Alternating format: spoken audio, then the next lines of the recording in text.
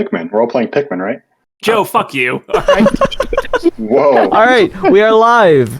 Hello, everybody. Welcome in to session 3 of the Freak Zone after the lost episode from 4 weeks ago.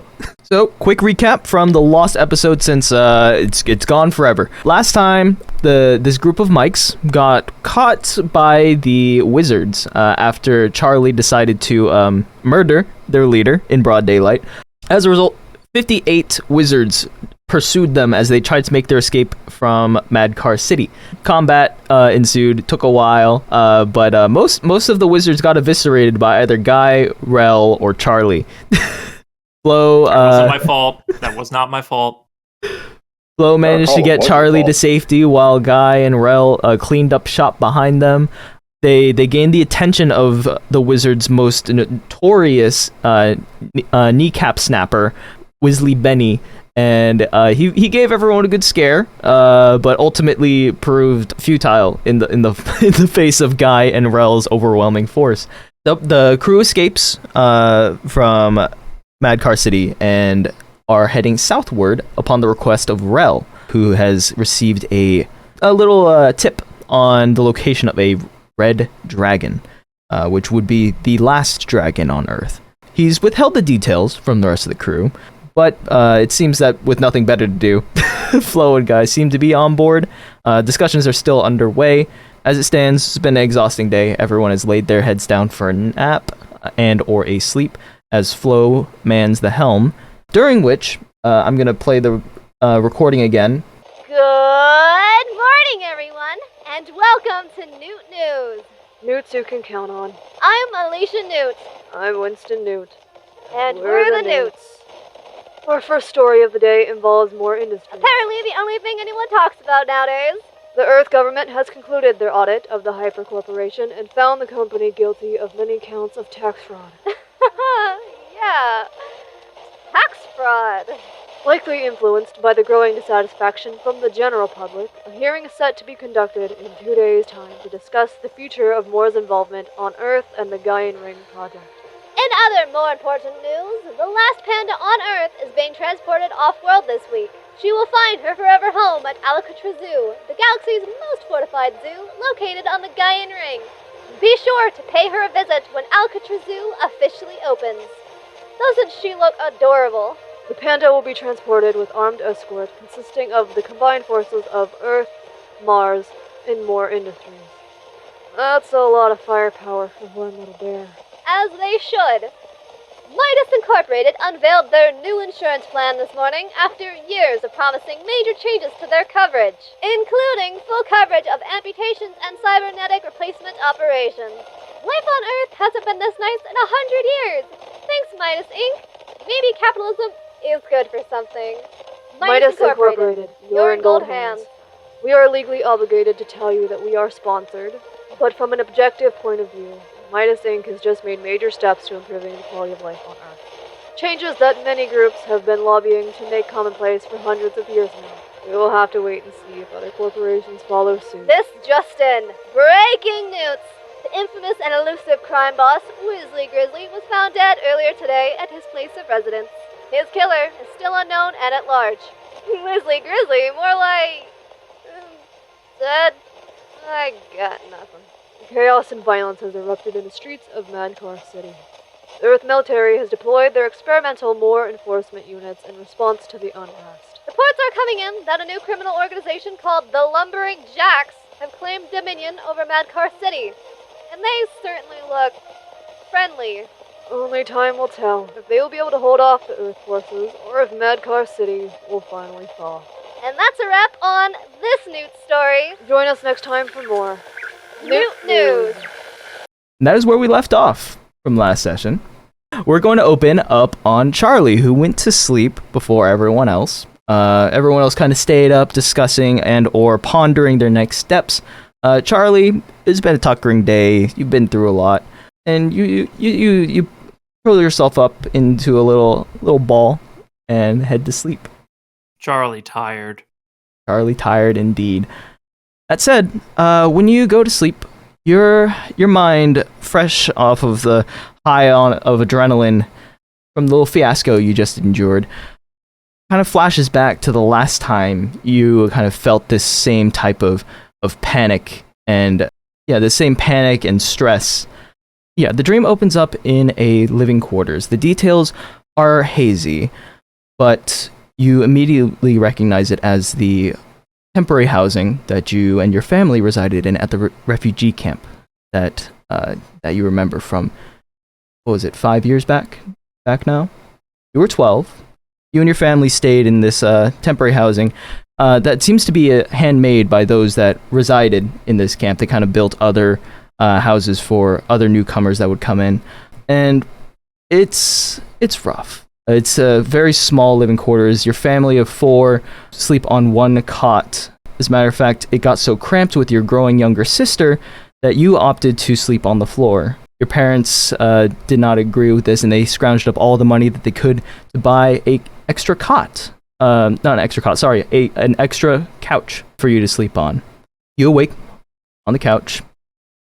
Your surroundings, again, are hazy, but there is one thing you do vividly remember, is that the walls are full of color. Your younger sister, Leah, covered the walls that were made of like rusted metal, driftwood that had washed ashore. She covered them in her many drawings, paintings, and sketches of various things that she observed, things that she wanted to do, things she wanted to see, other planets, stars, you name it, it's just covered in this colorful collage of little kid drawings. From a young age, she showcased her creativity and skill with a brush. As you wake up, your ears kind of tune in on a radio broadcast talking about Midas Insurance, trauma insurance. Got trauma? Good. Wish those problems away with trauma insurance. Got trauma? Not anymore. Midas Insurance. Wish and receive. Charlie wishes that he had some food to eat. As you think that, you actually have this familiar smell of bacon wafting through the room. As your eyes focus, you remember your parents working hard in the kitchen to make sure that the kids are fed. If you want to describe what your parents look like, or what Charlie remembers that they look like right now, they seem to be a little hazy. What does he fill in this image with? Well, to Charlie's memory is a little scrambled, I'll be honest. But he can remember more sensations than actual, images. So for him, it's just warmth. It's very soothing. There's maybe just some, grayish blobs, but they're pretty. They're almost like clouds in the sky.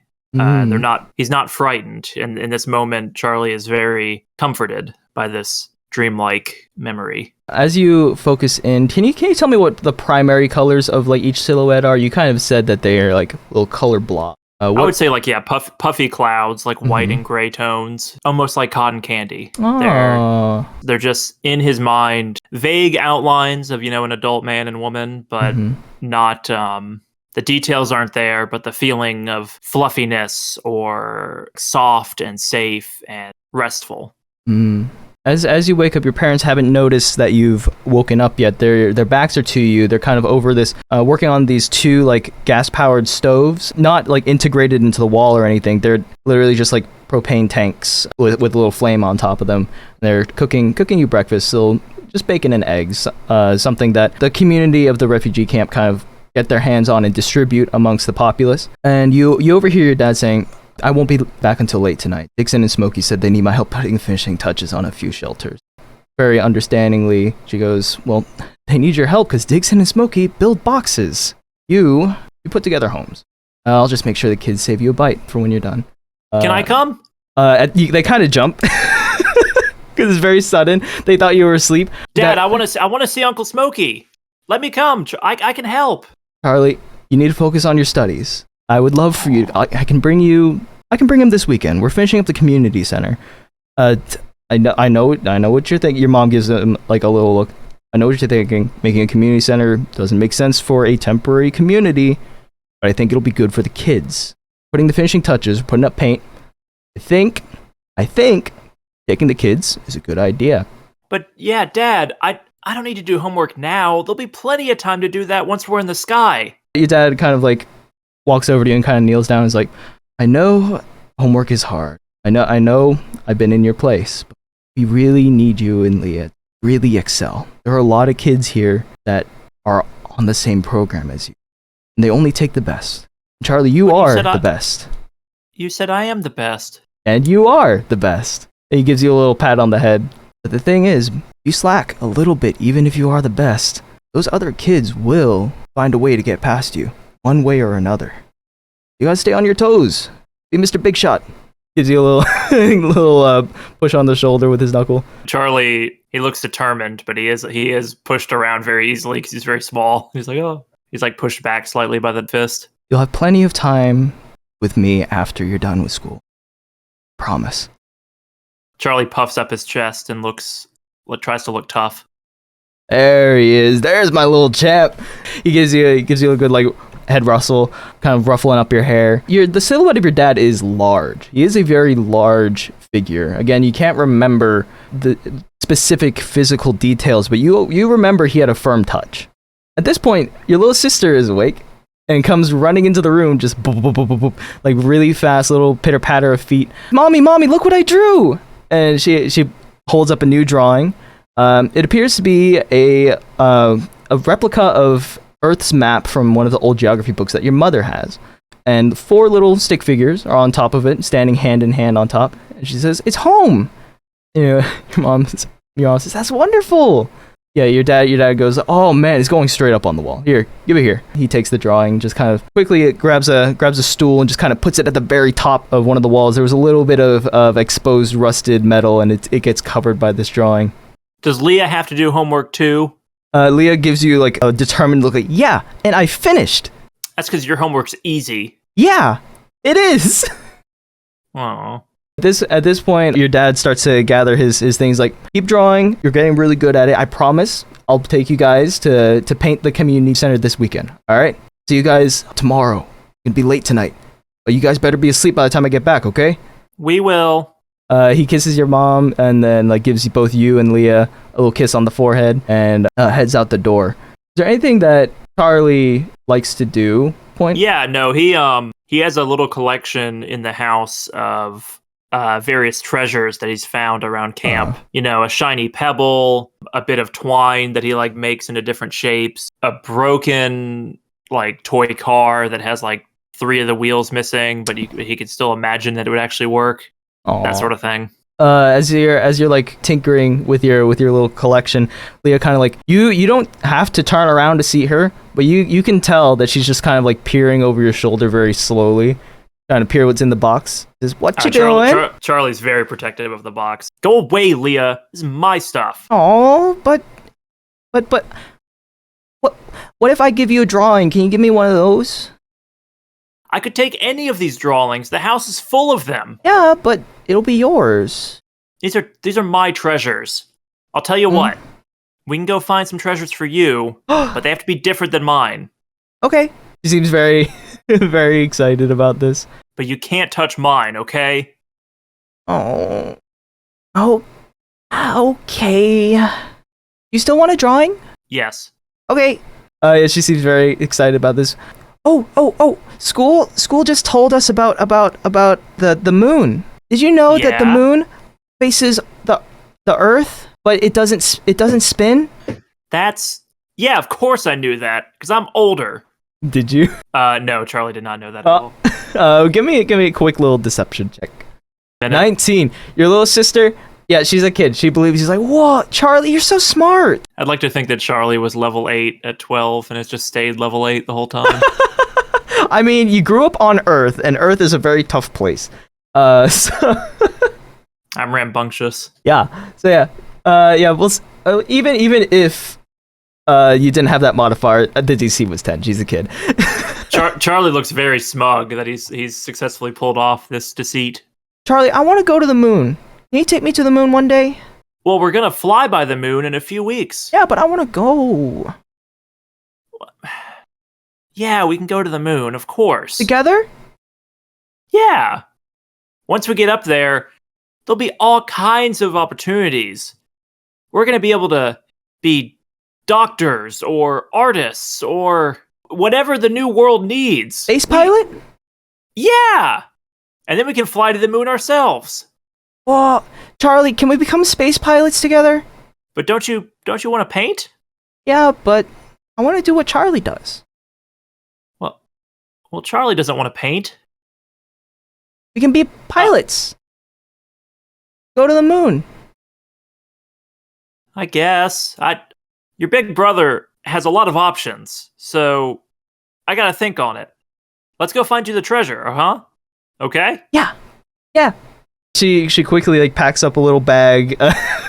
She's putting like nonsensical stuff into it. Like she's putting like a pen in there. She's got like a bag of tissues, just like an empty water bottle. And she looks at you very excitedly and says, "I'm ready." Okay. Charlie's gonna grab his fighting stick from the house. It's just like a little stick that he thinks is cool. And it makes like a satisfying like thwack sound when he hits it against different buildings. His adventuring stick. When you leave, you notice your mom is kind of like in the living area, like right by the door, and she's got her head buried in a bunch of textbooks. She looks up at you. And she's like, hey, where are you guys going? We're on a treasure hunt, Mom. Leave us alone. All right, be careful. Be back in like a few hours. You have studies to do, okay? Yeah, we'll get to that. Leah's already done, and so she can help you with mine later. Leah, you keep him safe, okay? I will. I'll keep her safe. And then I head out the door. Yeah, you head out the door. Is there a particular place you look for your little treasures? Well, you have to go to the coolest place first, which is the camp water supply, which is just a very gross little stream that runs through camp. Okay. Yeah, you all the best treasures get washed up there. That is true. Yeah, you head toward the water the water stream. As you walk through the camp, you remember the details of like how dirty it was. You don't particularly remember the architecture or any of the faces of the people you're passing, but you remember you did not like the feeling of this place. It was incredibly dirty, it was grimy.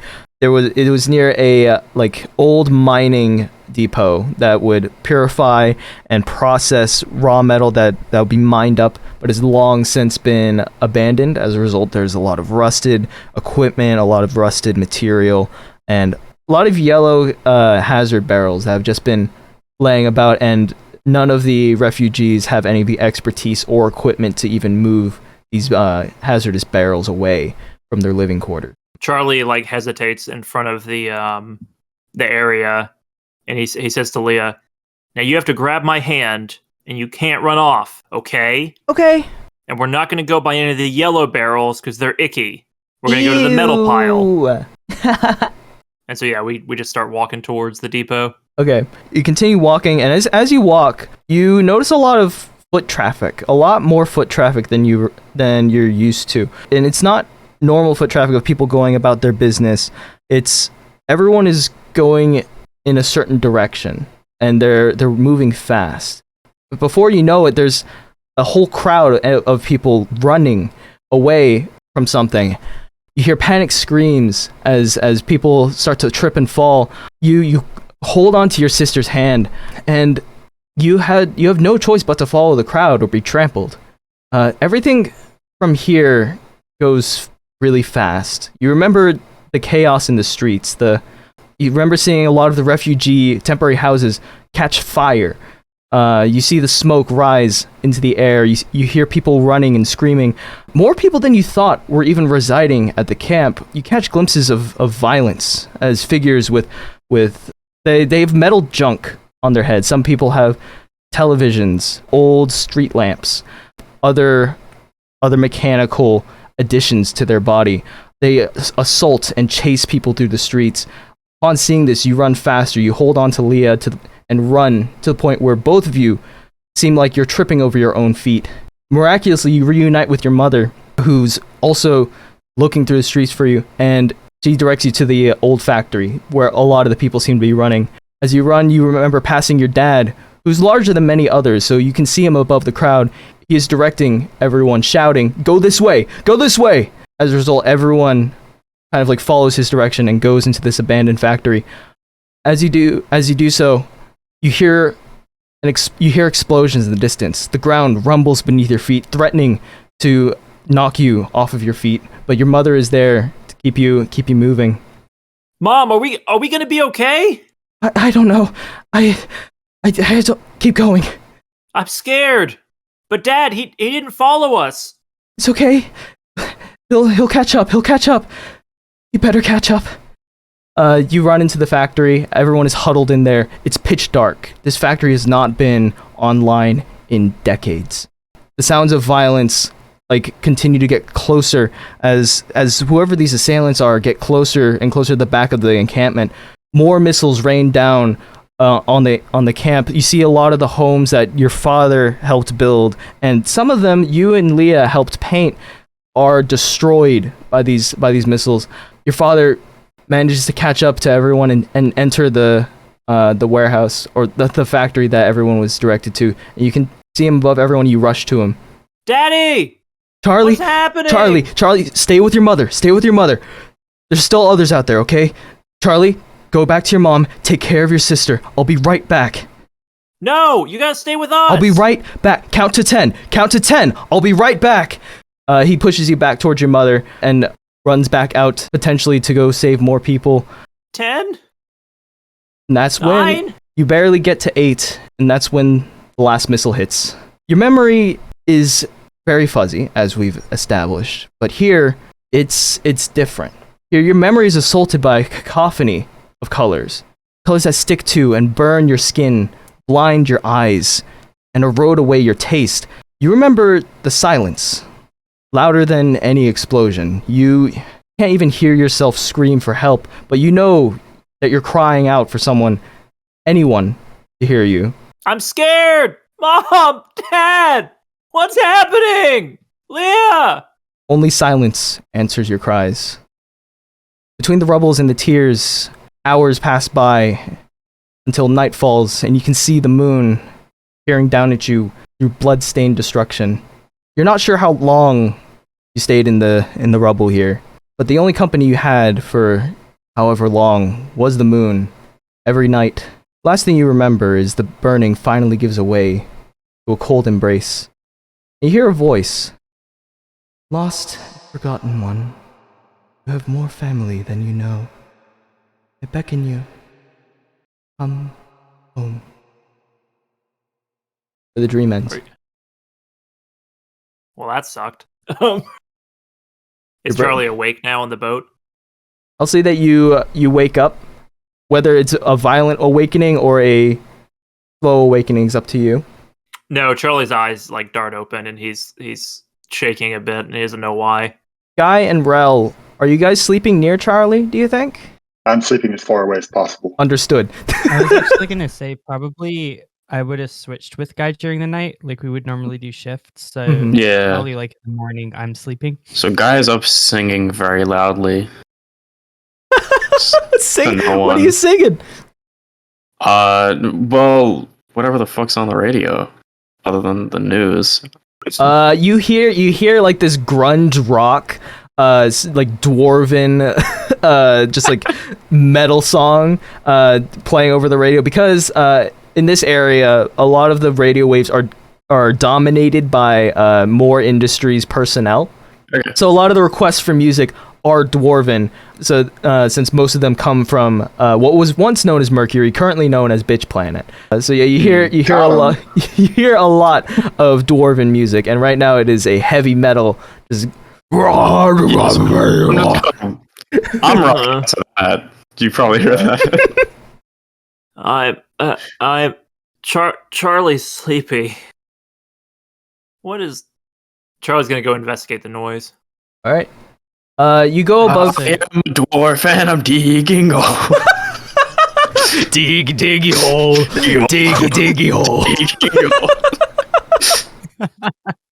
Yeah, you go up. You see the guy out behind the steering wheel, just jamming out. It's the middle of the night. Charlie wants bacon. Oh, shit. You should probably still be asleep. It's late, man. You're playing loud music. Yeah. And?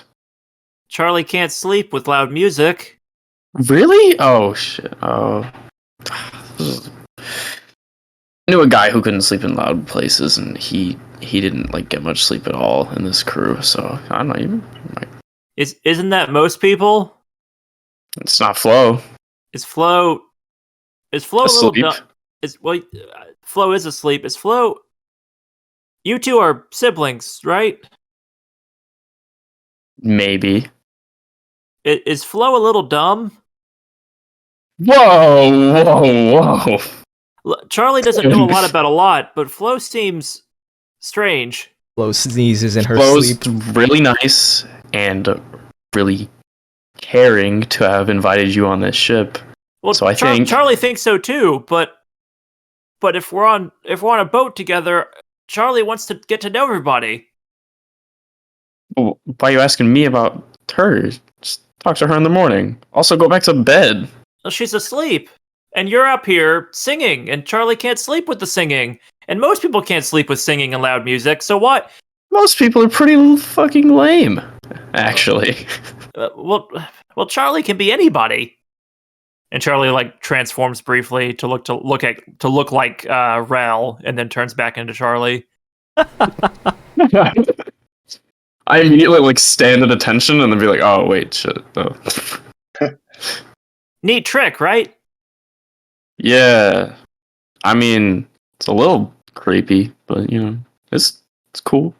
Charlie's got a lot of tricks. Would you like to see another? Sure, as long as it's not gross or weird or lame or anything.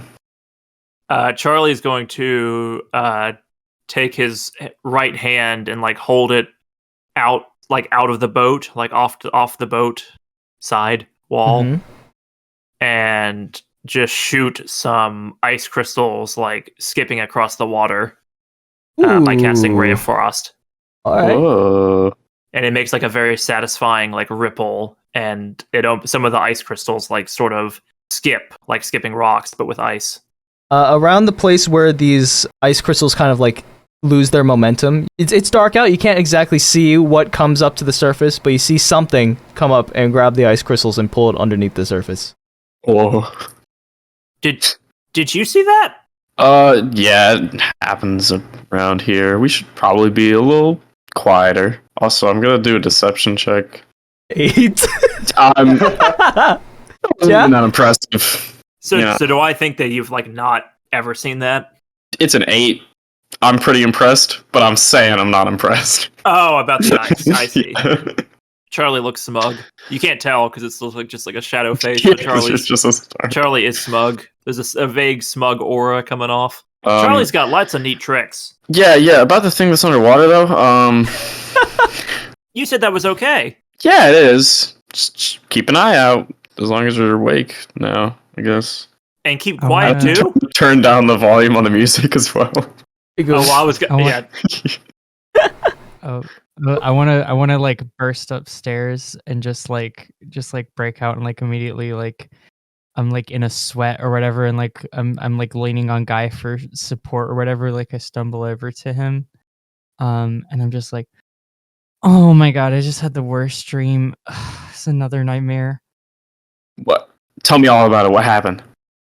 Okay, so like honestly, I think this is the worst dream like nightmare that anyone has had on the history of like this ship. But Charlie like looks like in rapt tension. Worse than that one I had that one time with the big guy. No, this is like the big guy. I know that that's a big one for you, but I kind of have trouble understanding the significance of that one to you. But it is valid to feel the way you do about the big guy. Charlie's just looking between the two of them, confused. I was a cat and I was playing with like this ball of yarn, but like the yarn was like so fucked up. Yeah, I know, because first of all, like obviously my internal animal is like a dolphin or something, but I was playing with like the ball of yarn and it was like the earth and it had like sequins in it, and I was playing with it and then it kept getting smaller and smaller and smaller, and then there wasn't any yarn left. What is a sequin? You know, like you remember that time I bedazzled that like sword when you used to carry a sword around? Bedazzle. Yeah, like I made it all sparkly and pretty. Yes. Yes.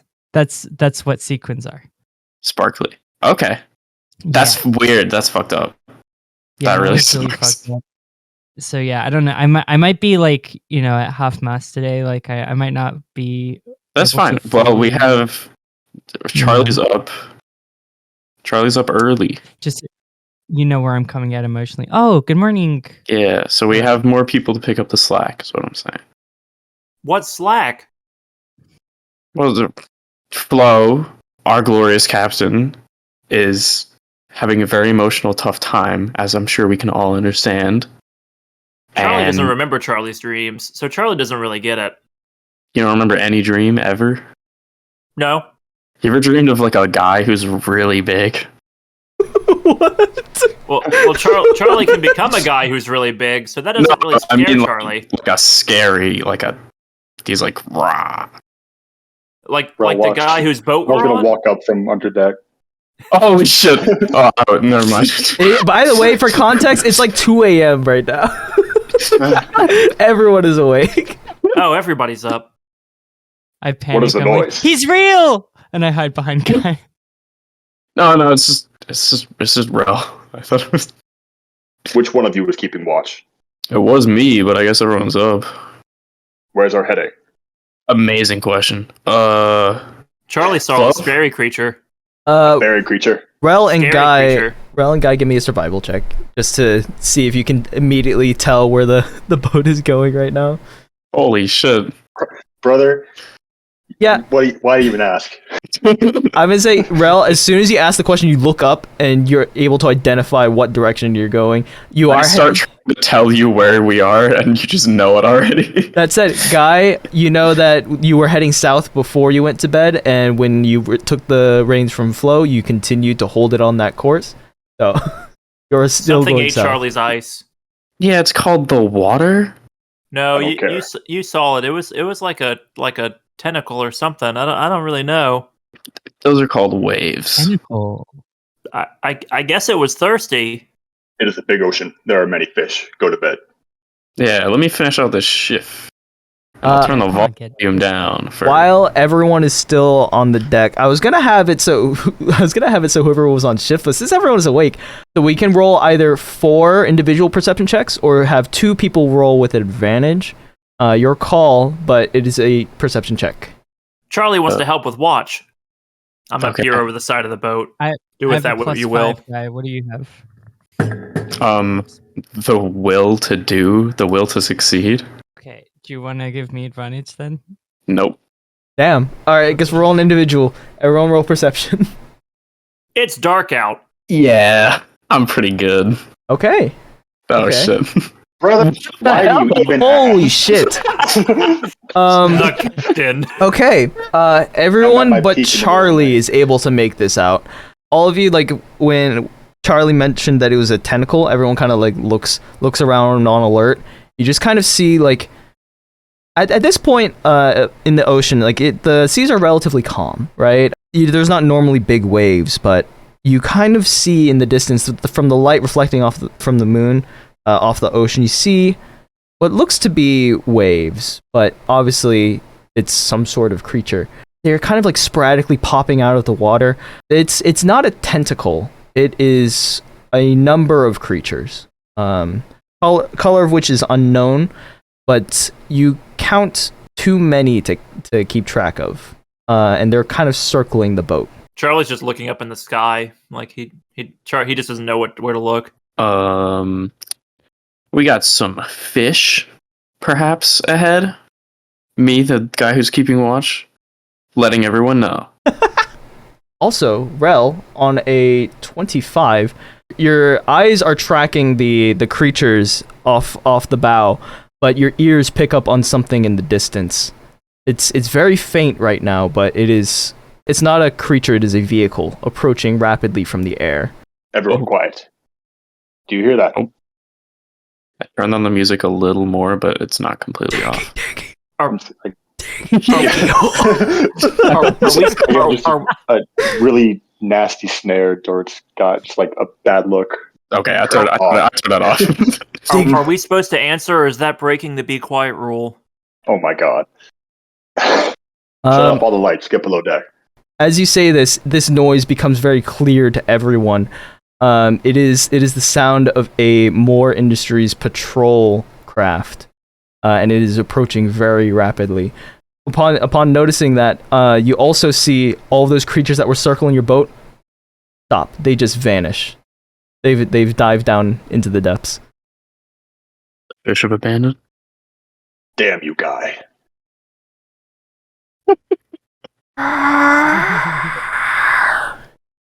It sounds like a TIE fighter approaching from the distance.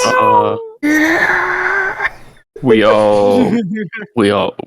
going below deck? This is out of character. Just saying. You be quiet. Brother, I'm going there. I don't know what you're doing. Charlie's following Rell.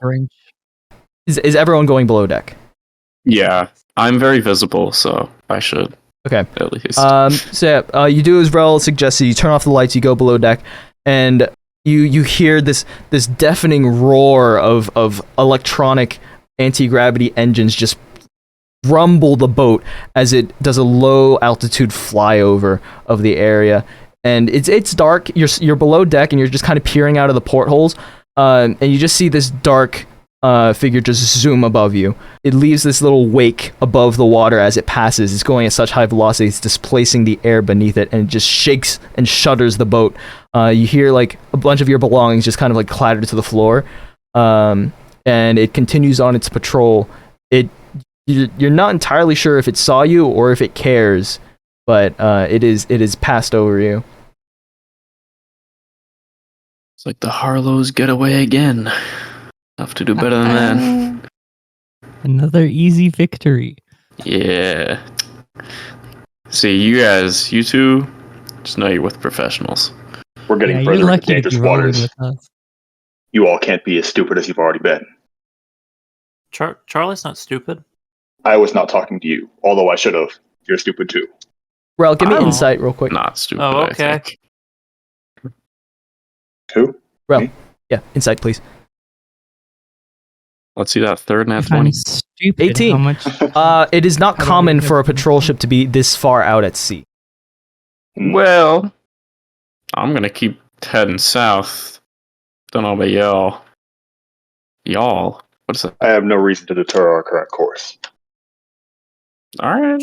Charlie's already Just keep- asleep again. Oh Just man, keep the lights out. he's out. He is staying up. I better get a How is he blanket asleep? for him. We'll just leave him there. He's clearly comfy. Yeah. I don't actually give a shit. Charlie Dang. slowly crumples to the floor, like he from standing to like curled up in a ball, Aw. like a cat. God All you can damn see it. is like Charlie's cloak. It's like a little bundle. I'm gonna step over him and just go back up deck. Fuck, why is he doing that? I don't care. Why is he being like adorable? Like Charlie. Oh no, I'm over it. I'm going. Moon. Don't go to the moon, Charlie. All right. For the remainder of the night, who's on the helm? Me, Rell. I'm still in second shift, so Okay. I was just gonna do the whole thing, but Rell and Guy. I'm up there. Yeah. yeah. So Flo, you go back under to go to sleep. Rell and Guy, as you're helming the ship, you kind of notice these like dark purple clouds kind of gather in the sky ahead of you as you're heading south. Those of you that are familiar with the wilderness of Earth, this is a wild magic storm. Not particularly harmful, but it has negative effects on those that decide to use magic while within the storm. So you're lucky you came across this at night when your magic user is asleep. But as you enter the storm, it's not very particularly violent. The wind is not any different from it normally is. It's just these dark looming clouds are above your head. You hear silent purple lightning just like crackle across the sky. It's like half as fast as normal lightning would be. So it just kind of like you can see it the individual like tendrils of the lightning like course through the clouds as it just rumbles above you. I think you underestimate how fast lightning is. Anyway. You know what I mean? It is slow enough to I perceive. know what you mean. I don't care for the looks of this. Although it's not directly harming us now at our current pace. With the weird things that are going on. It just makes like whenever Flo, because she uses magic to like move the boat sometimes, it makes that go a little weird sometimes. But I like it. It looks cool. How long do these storms usually last? Give me nature from either of you. I was just about to start bullshit. I mean, if you don't want to roll and just make up something, go for it. That's so 2 16s in a row now. I'm getting these double rolls. Okay, yeah, both of you know that these only last like an hour or so as magic gets released from the core of the planet. It kind of accumulates in the atmosphere and conglomerates. Magic wants to kind of like accumulate and then release all at once. Last about 6 to 8 ad breaks of this radio station. I told you to turn that off. What? It's not. It's quiet. You couldn't even hear it from over there. I could. I have sensitive ears. Look how big they are. Fine. So you turned off the radio, or is it? Or yeah, turn off the radio. Okay. Yeah, I'm gonna say that like the radio just kind of like flickers on and off because of the the wild magic. You can't make out anything in particular. It's just a scramble of random words and channels as the dials just kind of go crazy. It's like It's pretty smooth sailing. I would disagree. Well, apart from the lightning, but I mean, it's not. It just kind of looks cool. And the patrol, and the weird fish, and that I have to spend this time with you all. Why do you... Well, hold on. We're pretty cool people, I'm just gonna say. Me and Flo. I don't know about the other guy. I disagree, disrespectfully. Down below, Charlie's cloak is his cloak of stars is just glowing in weird patterns ever since the wild magic storm we got close to it. Whoa. That's cool. So, you're a hunter. I do not like the term hunter. What other term is there? Oh, damn. He really got you there. Right? That's what I thought. I am a Jaeger. I just prefer not to agree with you on this. I mean, you can just be mean if you want to be mean. I'm just trying to. You can. I have every right to be mean. You all ruined my life. Ruined your life? Yes. You were. Well, that house was pretty bad, anyways. It was a bad house, but that's not what I'm getting at. Yeah, I guess it. Now. Fugitive, schmoogitive, as I like to say. But now you just get to rob people. That's what we do. You all are petty criminals. Petty criminals steal small amounts. I was not a petty criminal. I was a successful criminal. I earned fat stacks, and I stayed within the bounds of the law. I was never persecuted.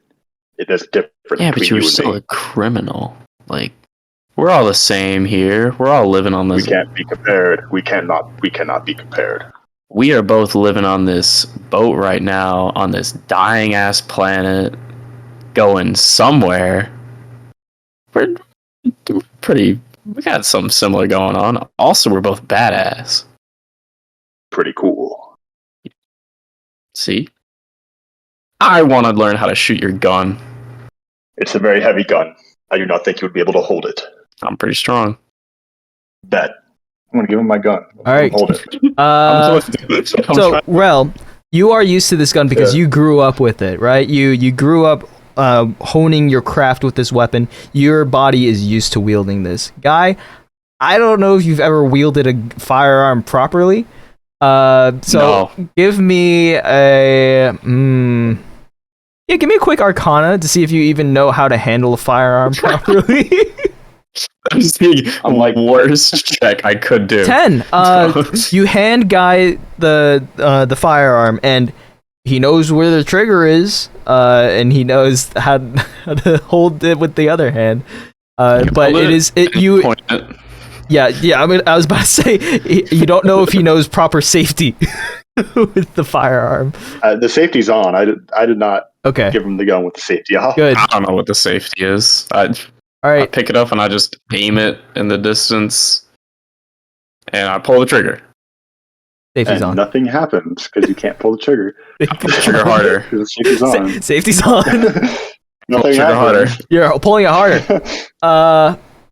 This shit doesn't work. What are you talking? This thing sucks. Just throw it on the ground. You don't know how to wield it. Unlike Guts with his Dragon Slayer, and you just can't handle it. Guts is canon now. What the fuck did you just say? Damn. Berserk is canon. Berserk is always canon. Let's He go. said try again in 360 chapters. So For true. real. It just happened. It just straight up happened. The whole plot just happened.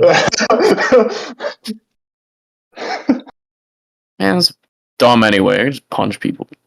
Whatever. I don't even care. I don't even care. Clearly. Fucking dick. Just go back to steering. I heard that.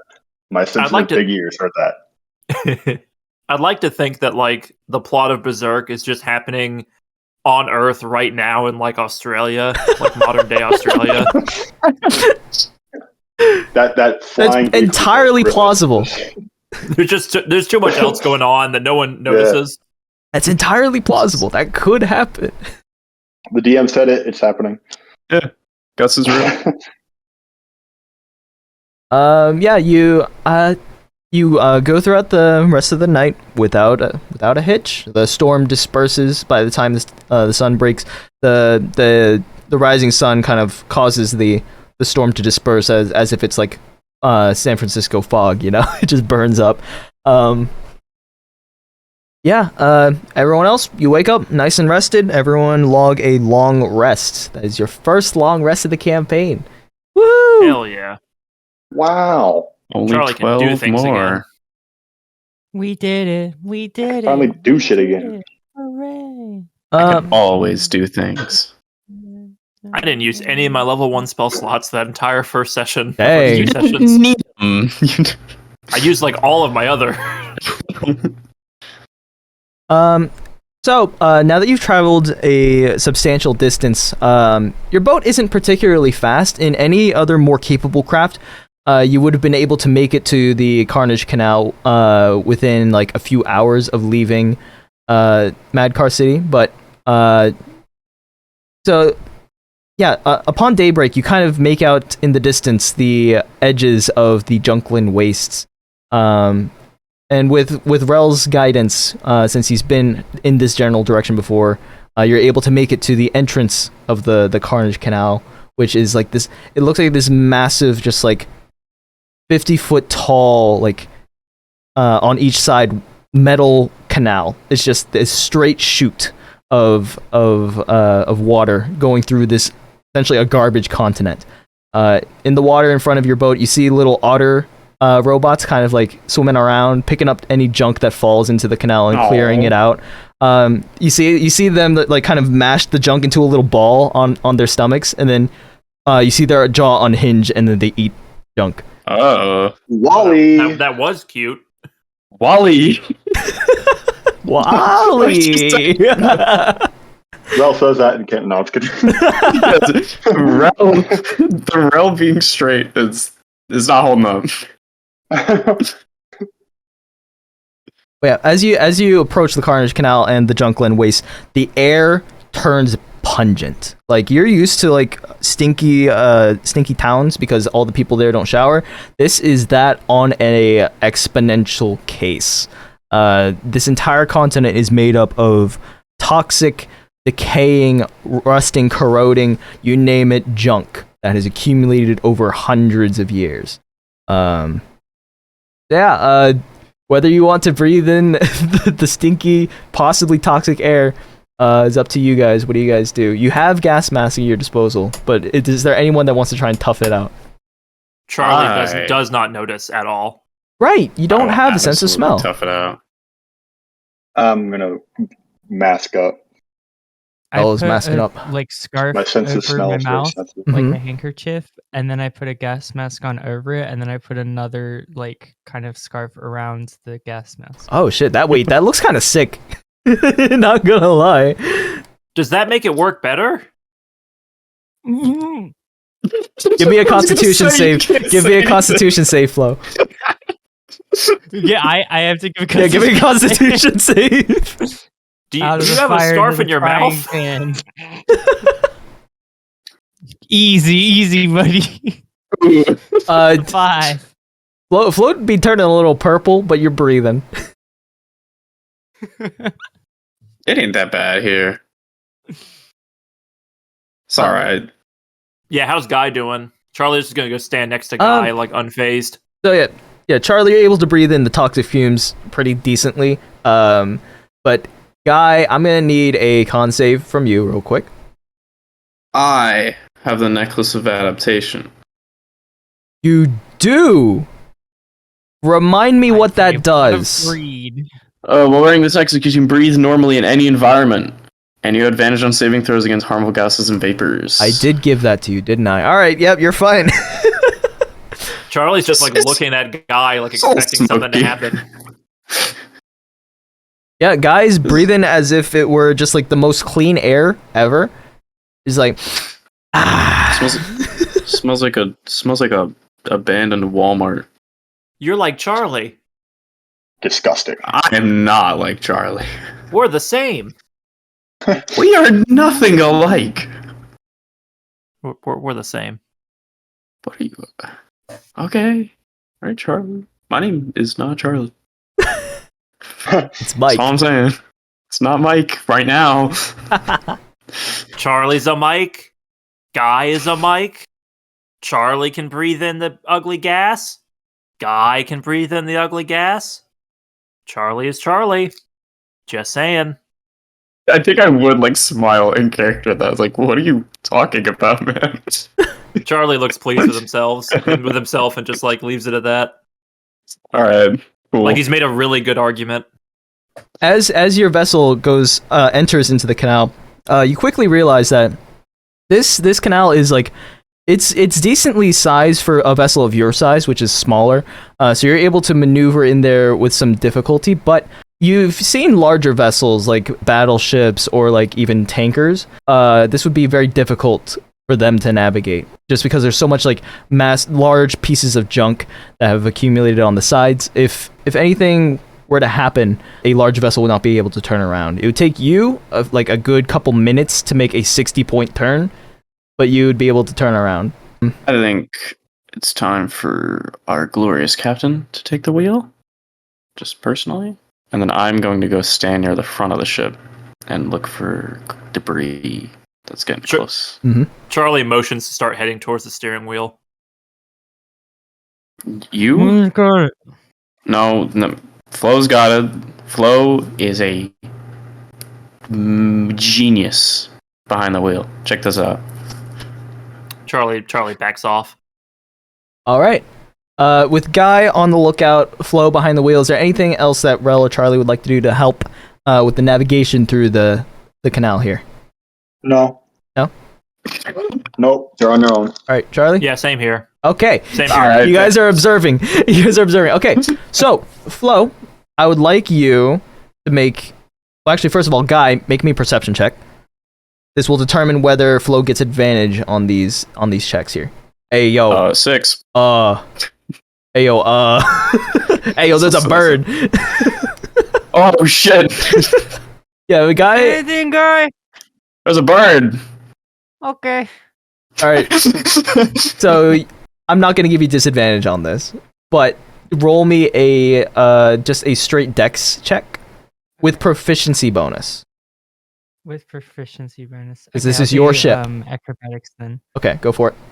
Easy money. Easy. 9. Okay. This money is worthless. Rell and Charlie, you observe as Guy and Flo, Guy is like at the front of the ship, kind of like, what do you call it? Hands like above his eyebrows, just kind of like peering around and not saying a word.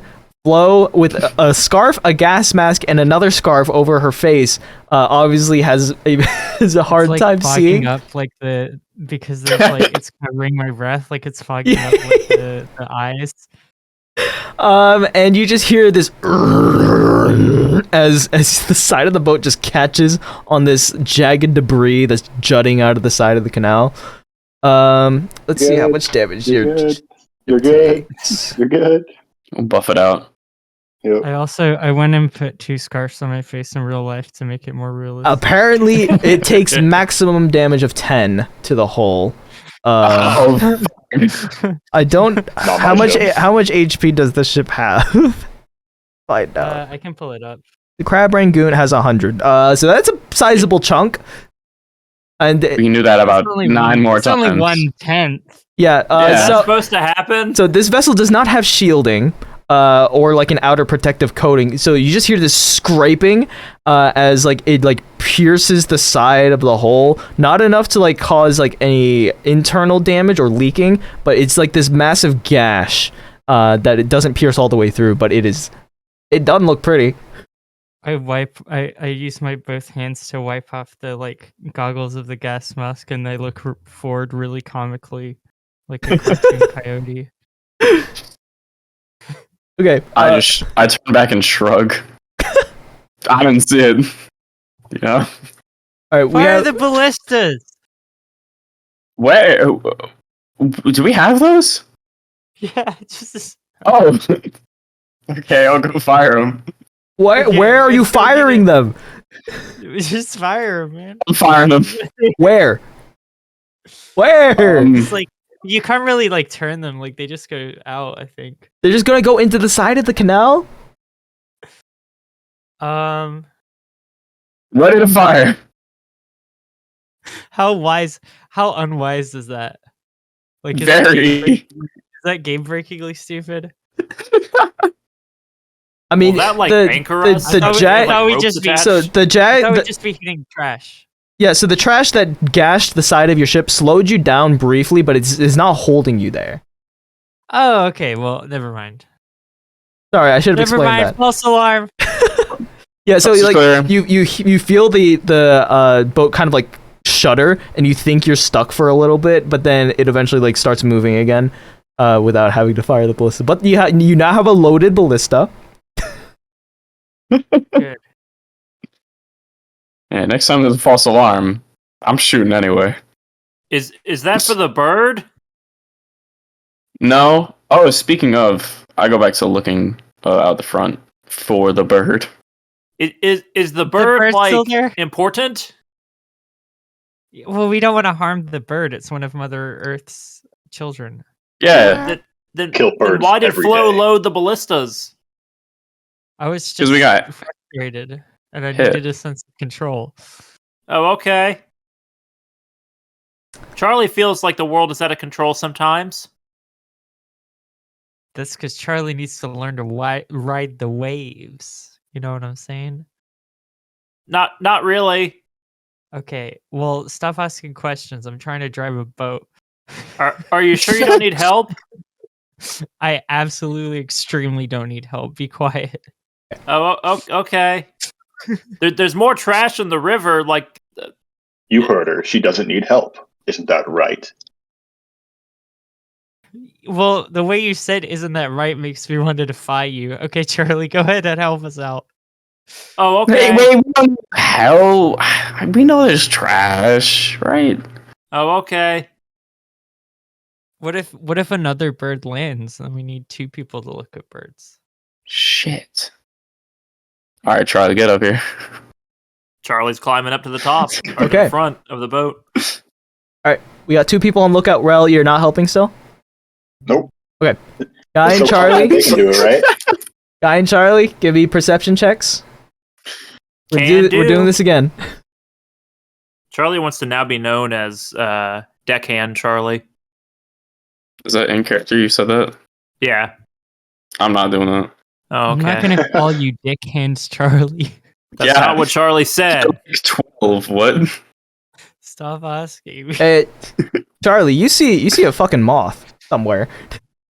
A moth? Pretty. You see a glowing moth that takes your attention. Guy, you notice a sunken vessel's mast sticking out of the top of the water, and it's enough to alert you that there's a sunken vessel like right beneath the surface there. Flo, there's a boat. Go around. We gotta go around the boat. There's a boat sunk. Okay, Charlie, don't take your eyes off of that moth. All right, I'm turning around. All right. It's Flo- just going in circles. Oh, I lost it. Oh, I see it again. Focus, Charlie. Focus up. Charlie lost it We again. can't leave Oh, that moth. it's back. All right, Flo, acrobatics with advantage. Oh, the easy. It's pretty good. Ooh, it is a check close call, balance. but you managed to avoid getting stabbed by this mast sticking out of the water. Excellent. They can't touch us. We're so good. We're so good at this. Charlie, give me another perception Gorgeous check. Gorgeous work. Sorry, what'd you say? Charlie, perception check, please. Can do. 15. The moth has kind of like circled you and is now on Guy's head. Upon closer inspection, this moth is like, it's large. It's like a good 6 inches in wingspan. And it has big old eyes that are like the size of quarters. They kind of like have swirls that kind of like that rotate constantly in them. And it's just chilling on Guy's head. It's glowing like this faint, like purplish color. It's just chilling. Do I know what's up with this moth? Like, am I like, oh, that's the classic species that like kills and eats your captains? Give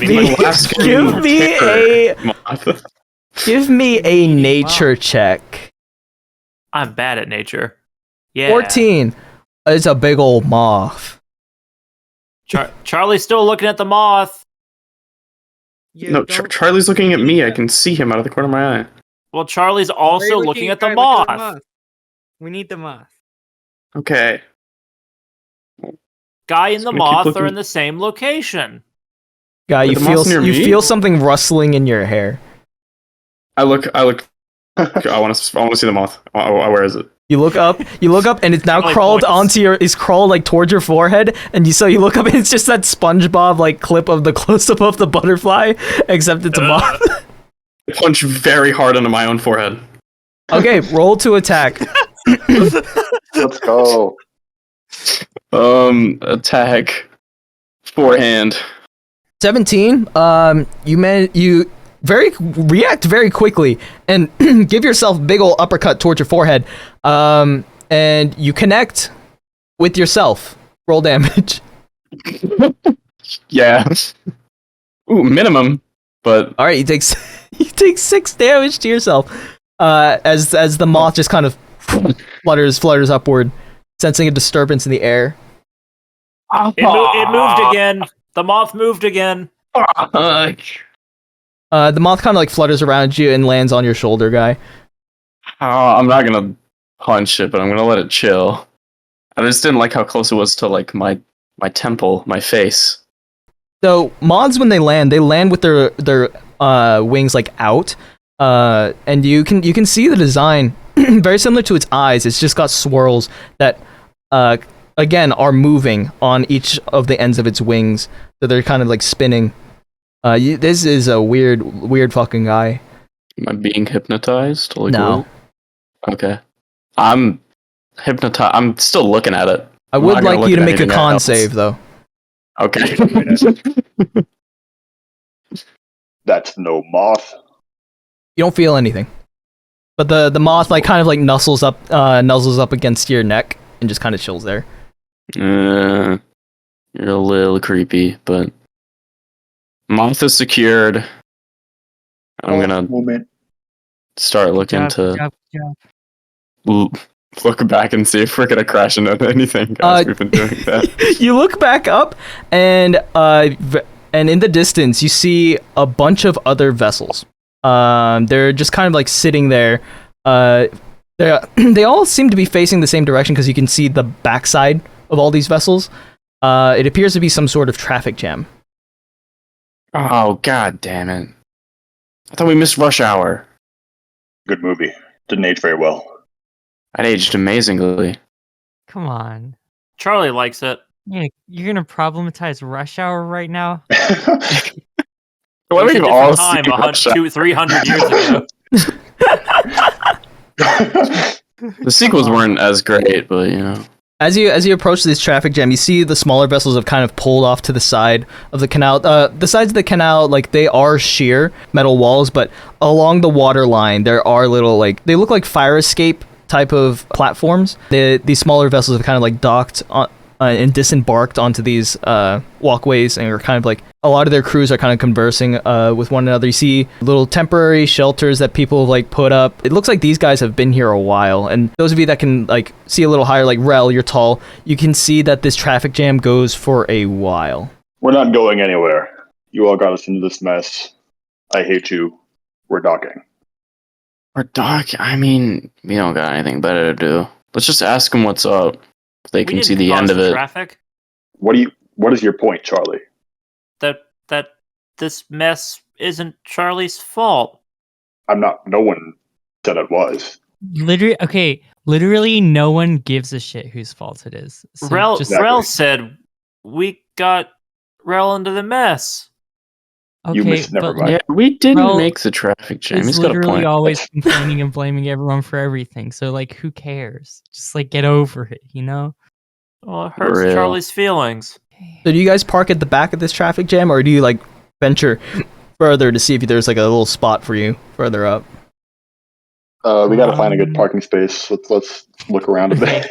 Yeah. Should we make a check to like? I don't like parallel parking, so we're gonna have to find like one in there. Okay.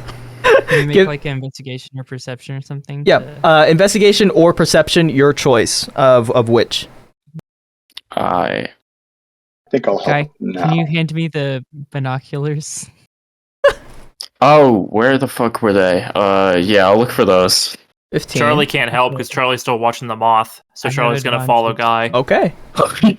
All right, everyone else, give me a perception or investigation. We're gonna add it up and see. So 19 plus 15 plus 7. You're able to see it's gonna be a tight squeeze, but there's a submarine that's parked further up, and no one wants to park near this guy apparently. So there's a little bit of a squeeze behind this submarine further up on the dock. All right, I found our next target. Let's go over to the submarine. All right. Target? Were you All right. pulling something? So you're gonna need to park your vessel, and it's gonna be a parallel park.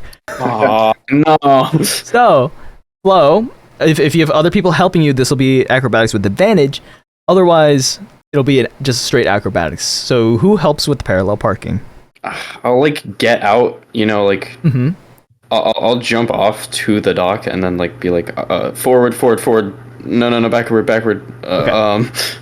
Where's the moth currently? It is still on Guy. When he jumps, it flutters into the air, but it's still lingering around Guy. It hasn't landed yet because he's moving his arms rapidly and can't find a good place to land, but it is fluttering around Guy right now. Charlie's also gonna jump off onto the dock and just like keep bobbing his head to try and keep up with the moth. Okay.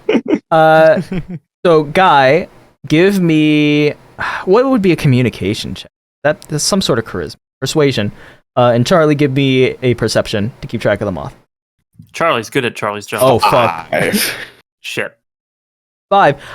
Flo, Guy is making nonsensical arm movements. It is not helping, so you just decide to do it on your own. If we just keep going back and forth, like we're not gonna Mhm. actually move into the space, you know, we're just gonna This is a tiny part of Guy that doesn't really know why he's doing it, but he knows it helps. Yes. So- understand the mechanics of Charlie, on a 14 perception, Guy is waving his arms around, and one of the passes that the arms does in front of the moth, when the arm passes, the moth is gone.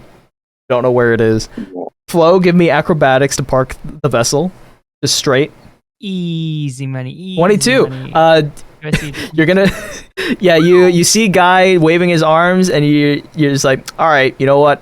I'll park this thing. And masterfully, like you've done this a million times, you just back and forth, kind of like wiggle it in behind this submarine, and you got the vessel parked.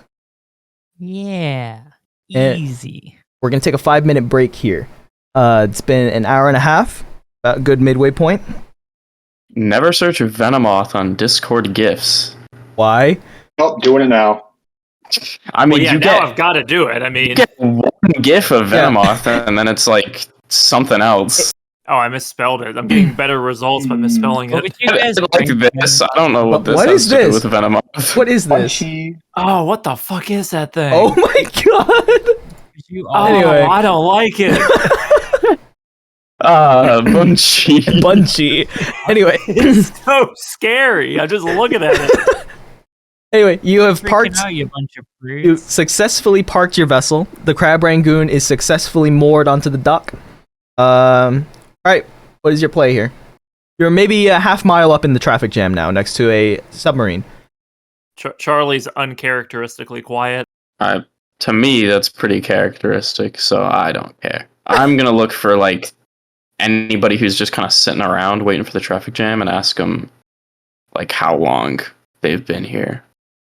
It doesn't take you long. It looks like the captain of the submarine is like, he's set up like a rocking chair. He's got a banjo out. He's got some scented candles lit next to him. He's just like rocking and vibing next to his submarine here. What does he look like? He looks relatively normal. He's got blue jean overalls on. One of the straps is kind of snapped and broken off, but the other is holding on for dear life by a thread. He's got no shirt, underwear unknown. He's got a big old white beard that comes down all the way down to his his midsection. And he's got an eye patch. He's got an eye patch. He's playing his banjo. He would. He would have he looks pretty normal, and then he just. This is normal for Earth standards, okay? This is normal for Earth standards. Okay. I mean, yeah, I've seen a lot of guys like this. Cultural. Look like that. I mean, if he's got the scented candles broken out, I'm assuming he's been here a while. But I'd still go up and ask him. Yeah, as you approach him, you catch the name of his vessel out of the corner of your eye. First of all, it's a black submarine. It looks like it was once a tactical vessel, but has since been commandeered and modified. All over the vessel, it is covered in chains that have various sized shark teeth kind of like tied onto them. So it looks like this entire vessel's covered in like necklaces of various shark teeth. And the name of the vessel more and more normal is the SS Shark Storm Survivor. The SS Shark Storm Survivor? Yes. Oh, sir, you survived the shark storm of 09? And I salute. No. The shark storm that I bought this vehicle for, it has not come yet. It is late. Oh. Wait, there wasn't a shark storm yet? No. The other one was a category 1. This one is going to be a category 6, has been foretold. Oh, you're normal. Now I know. Wow, I hate this character. What? Please sign anything for me. I hand him a Sharpie. What's this? Please sign my. please. Why are you sign wasting time with this stubborn old fool? What am I signing for? Is this some sort of entrapment? What is this? No, I just want to be able to tell people that I've met you. Oh. I'm really honored to be in your presence. Oh, okay. He grabs the Sharpie. He signs it in a very sloppy handwriting. He signs Spyglass Willie Phil. Okay, now it says This guy's so normal. Spyglass Willie Phil across my upper right below my collarbones. Flo, give me a history check real quick. Of course. I feel like I should have advantage on checks related to Spyglass Willie Phil. You know what? Sure, roll with advantage. Roll with advantage. No, I'm just kidding. No, roll with advantage. You sound irritated almost. I want you to do it. I want you to roll with advantage. Roll advantage. It didn't matter. It ain't gonna matter. It did not matter. With a 17, you do not know Spyglass Willie Phil. However, with the 17, you know that the naming convention Spyglass Willie Phil is a gearhead naming convention. The same gang that Hookface Brook was once a part of. Oh my god. Didn't they make a video game? What? Gearbox. That's not it. Never mind. You're thinking of GoldenEye. Talking about the God of War developer? What are you talking about? Or the Gears of War developer? Yeah. Or publisher? Anyway. What brings you youngins to the Carnage Canal? Yeah, we were just gonna ask you how long this jam's been here for, because we got somewhere to be, and people we gotta outrun there. Everyone here has somewhere to be. I've been here for a good...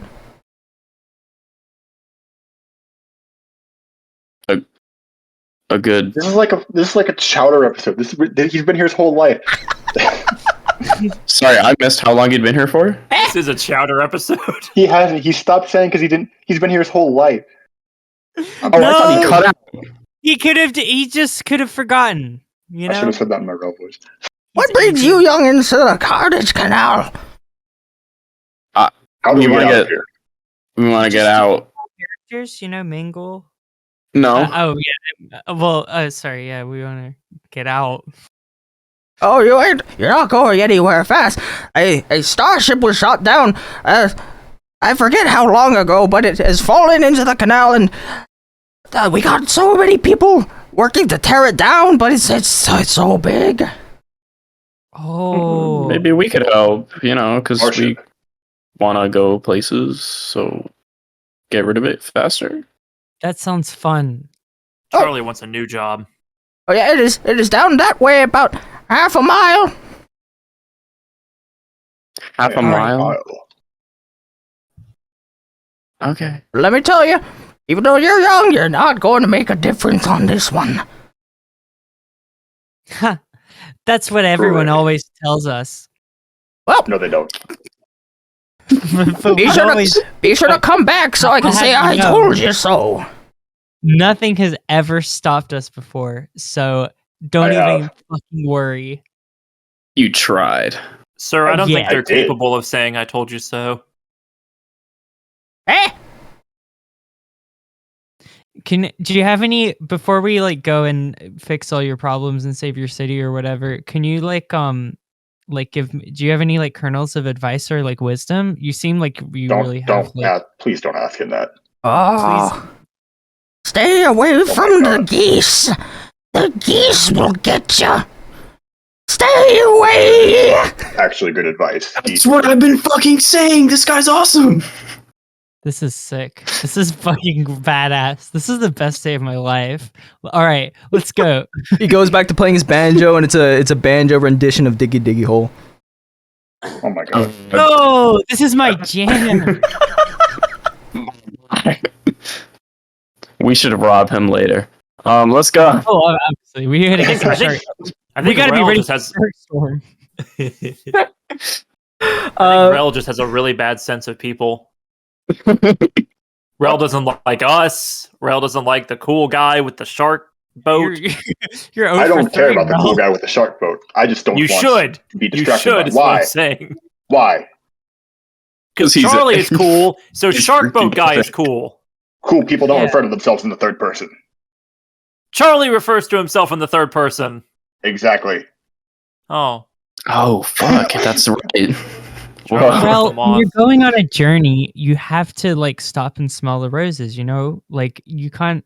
Have you ever heard about it's not about What's the a destination? rose? I can't smell anything in this damn city. It smells terrible. You still got No. the wait. Those of you with gas masks on, you still got it on, right? Oh, absolutely. Yeah, sorry, I'm not Good. muffling my All right, voice. good, good, good. I couldn't tell anymore. Sorry. I'm just making sure. I'm just making sure. So you guys start walking toward the direction that Spyglass Willie Phil pointed you in, and it doesn't take long for you to notice there is indeed a starship pointing out of the ground. Well, when I say starship, I mean it as in it is a quarter of a starship. It is sticking about a mile out of the ground into the atmosphere. It is large. Wait, into the Starship. atmosphere? Like A mile. A mile. Like a country mile. This was long. when he said starship. You quickly realize he meant super carrier. The exterior of it is black with these purple lines, kind of like accenting the exoskeleton. That's not powered on, obviously, because it is exploded. But it is not from Earth, and it appears to be unfortunately, smack dab, cutting the canal in half at the moment. Charlie's never tried, but Charlie doesn't think Charlie can turn into a creature big enough to move that. whoa. Can Guy? Yeah? Oh, okay. Well, problem solved. No? Well, why won't you do it? It's blocking our way. Cool shit in there. We should go like loot it first. Oh. It'd be years before that thing is taken down. Unless Unless what? Well, Guy said he can move probably it. structurally unsound. There's probably a weak point inside. We could blow it up. Oh. You think they like might that have tried that already though? Like As you say Oh, that, you maybe hear a you're dynamite wrong. explosion rock the canal. Oh, wait, this is one. Whoa. So you hear the and Damn it it, just Charlie! What did you do? it like reverberates, and it sounds like a giant tuning fork, except it's so large that it's a low frequency that kind of rumbles your chest, like vroom, vroom, vroom, as Charlie's fault. Not Charlie's fault. as it dies down, and the structure is still standing, and you hear everyone like go have a collective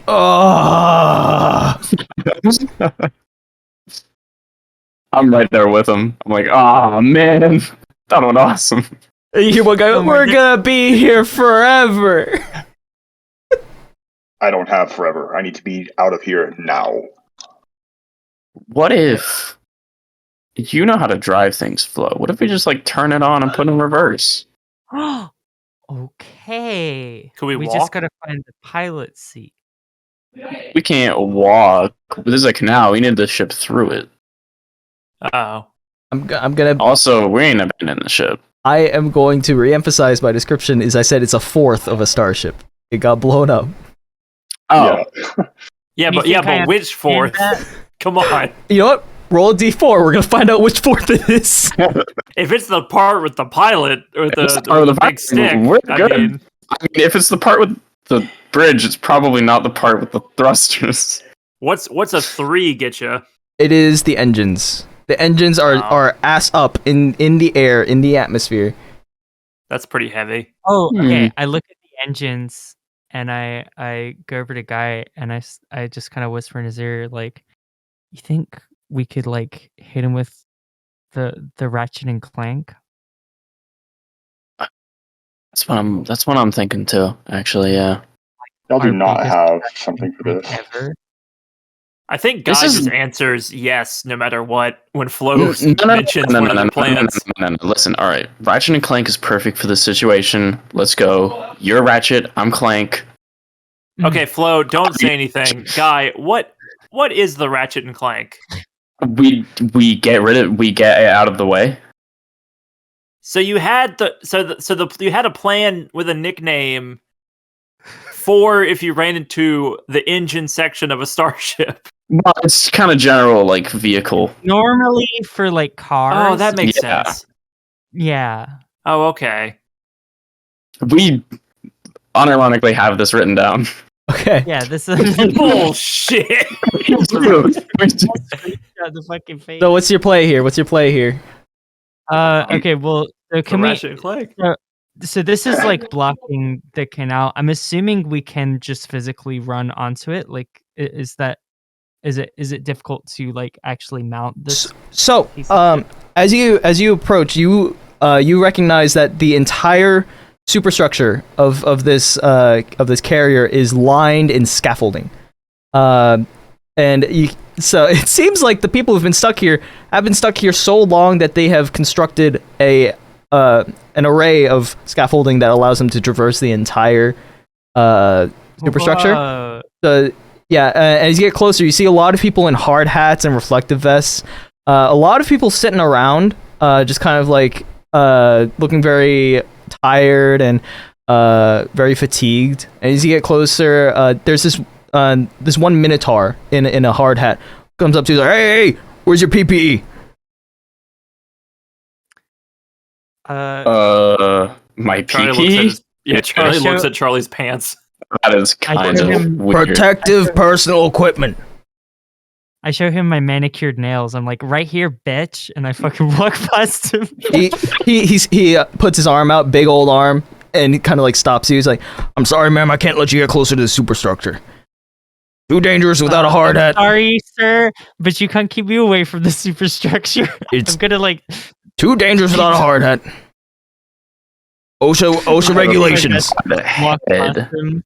Like, can I roll some sort of check to try and like slip like between like his arms or whatever? Yeah. Roll me a acrobatics. I'm like, there's no time. 23. He tries to grab you with his big old arms, but you just you very like liquid slip through his fingers. Sorry. Thank me later. Hey, OSHA's gonna get on our ass for you. What the? Get back here.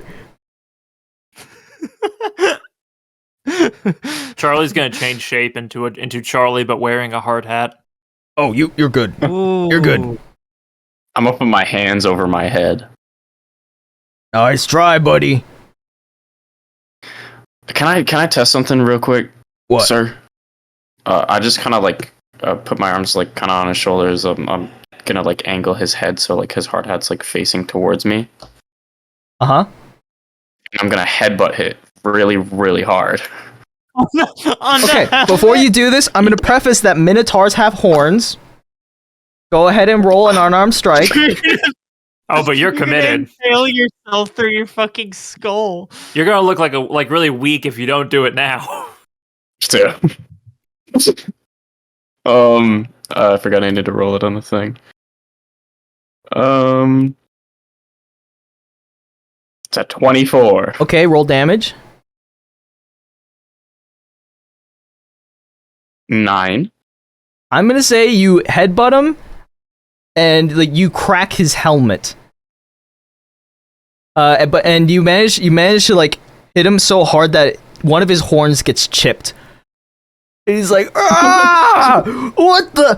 What? Why? What? And I didn't really like mean to hurt you because I thought the hard hat would protect you. So clearly, you guys might need like harder hats. Ah! He starts crying. He starts crying and goes down the stairs. I didn't mean to hurt him. Well, you got past the foreman. We've defeated your obstacle. You're gonna get workers' comp for this. Poor guy. All right, so you're on the superstructure now. Where are you going? We fucking did it. All right, Ratchet and Clank time. We don't usually have like 4-person plans, so I don't know what you two are gonna do. You guys can just like watch, like, you know. Like this'll work. Charlie's I tired cannot of wait watching to see stuff. what you are doing. I'll gladly watch. Okay. Well, we're in it. Okay. Yeah, Where are you going in the superstructure? So it's imagine like a superstar destroyer, except it's just the back butt half with the engines pointing upward. Where are you going? Well, we want to head towards the engines. I was just gonna climb the external scaffolding, but I don't. Or is it like pretty easy to like slip in and out throughout the? Are you taking the stair portion, or are you just climbing it like a jungle gym? I mean, like, I immediately want to climb it like a jungle gym. Does it look like, because I'm very acrobatic, but does it look like Guy would have an easy time climbing as well? It's a lot of stairs. The actual exterior is just looks like metal piping that they scavenged from the surrounding junklands. So it's very rusted, very haphazard. It looks like some of it is held together by flex tape. So up to you. Oh, it's unbreakable. Oh, fuck. So up to you how you want to proceed. I like the guy. I'm like, maybe you want to go in through like this thing's guts, and then I'll kind of. Oh, I could go in like the inside. Yeah. Okay. You know, because think about it, right? Like you're in a car and it's like hot inside the car and it's like cold outside the car with like wet, like what happens if it's like raining? Yeah. That's real clank. That's clank energy. That creates, like, lightning in the. Because like hot, you know. So I'll take the outside. Take the inside. Okay, I'm gonna go. Yeah, I'm gonna go as inside the engine as I can. Okay. And I'm gonna climb across the top of it to go to the outside. Okay. Rell and Charlie, what are you doing? I guess I'm gonna watch. I'm really wanting them to fuck this up. So are you following to observe, or are you staying like outside? I'm observing, but I'm also like looking around to see if like I'm in danger. Okay. Charlie's just Can I- and staying where Charlie was. Okay. Tell him to like make a perception check about what's gonna happen. Yeah, both of you roll insight. So you know you could probably predict what's gonna happen here. So let's see. Who? Rell and Charlie? Both of I you. have no idea what's Well, about to happen. these guys are unpredictable. This could either go great or it could go horrible. You're not entirely sure which one it's going to be. Charlie, this is probably a bad idea, but it'll be funny to watch. Well, it's a good idea. Charlie transforms into someone wearing 2 hard hats. Nice. Oh, Nice. None of these do anything. They're illusory. Well, Right. you know. No, I think there's like a biology to it. This person has like skinnier arms, so that there's a second hard hat. Fair enough. Fair enough. All right. I took some like some back fat off as well, just to God. give it structure. We'll cut to Okay. Guy first, who's just you found a chink in the like exterior armor. It looks like it's been blown off by a previous explosion. But it leads into the interior of the starship. All right. I begin the clank part of Ratchet and Clank, and I just start breaking shit and setting things on fire. Okay. yep. That's I'm gonna explain what you see when you go in. You see like just I'll not change what I do. I'm just I hope saying- you don't. okay. You enter the exoskeleton and you see the entire interior has been stripped. It looks like every piece of electronics wiring is just gone. All that's left is the supports to the actual interior of the ship, and they are massive. This is a superstructure for a super carrier. These supports are about 20 feet thick, and there are dozens of them. Time to get to work. I'm gonna start melting one if I can. Okay, how are you doing this? With my natural body heat. of Okay. course. Yes. And what I've produced flame, Yes. like at will. So I'm Okay. basically just lighting my hands on fire and punching a wall repeatedly. Okay. You punch, but roll the hit. I guess. All right, Roll the hit. 17. You punch it, and it is cold, like so cold that you can feel it through your flames. He's a little more heat. Gonna cast Burning Hands. All right. Go ahead and mark off of burning hands. So yeah, you feel your inner flame channel through your hands, and this burst of flame just erupts onto the scene, engulfing an entire support column in flames. Go ahead and roll damage. That's to say, it can't dodge, right? It just takes this full damage. 9. You release this pillar of flame, and when you stop, you're very satisfied with your work. Some of your finest burning hands you've done. The structure is not even glowing. It's just the same. Fuck. We're gonna be here for years. That's what I said. God damn.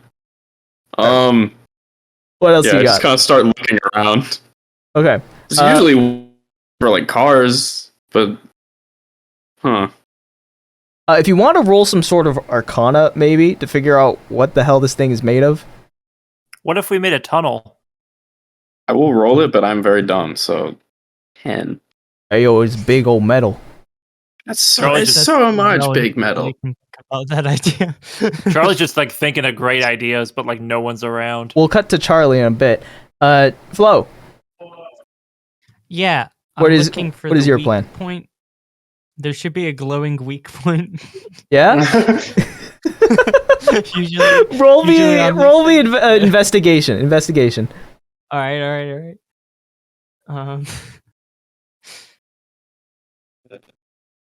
Oh, easy money. You're climbing higher and higher on this scaffolding, looking for some sort of obvious weak point, and the higher you go, the less damaged it seems.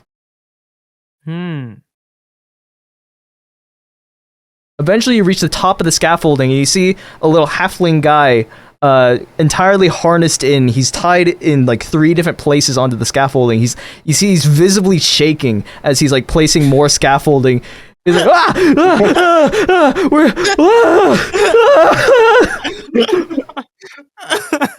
I first thought laughing at him in character. He's just laughing in his face. What are you? You're not tied. You don't have a hat. You don't have a hat on.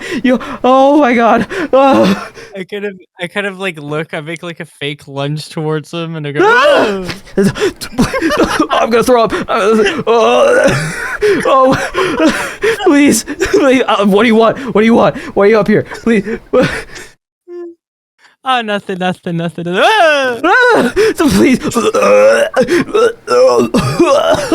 no, guys. Should this random NPC like roll for a heart attack? I mean, what's going on here? That's what I was about to do. I was about to roll. This is the funniest thing ever. He fucking falls over, and all 3 of his harnesses, like, it's tied into the scaffolding, but like I said, the scaffolding's made of scrap. So all 3 of them, like, come loose, and he begins to free fall. No, okay. How do I save? Can I roll a save him check?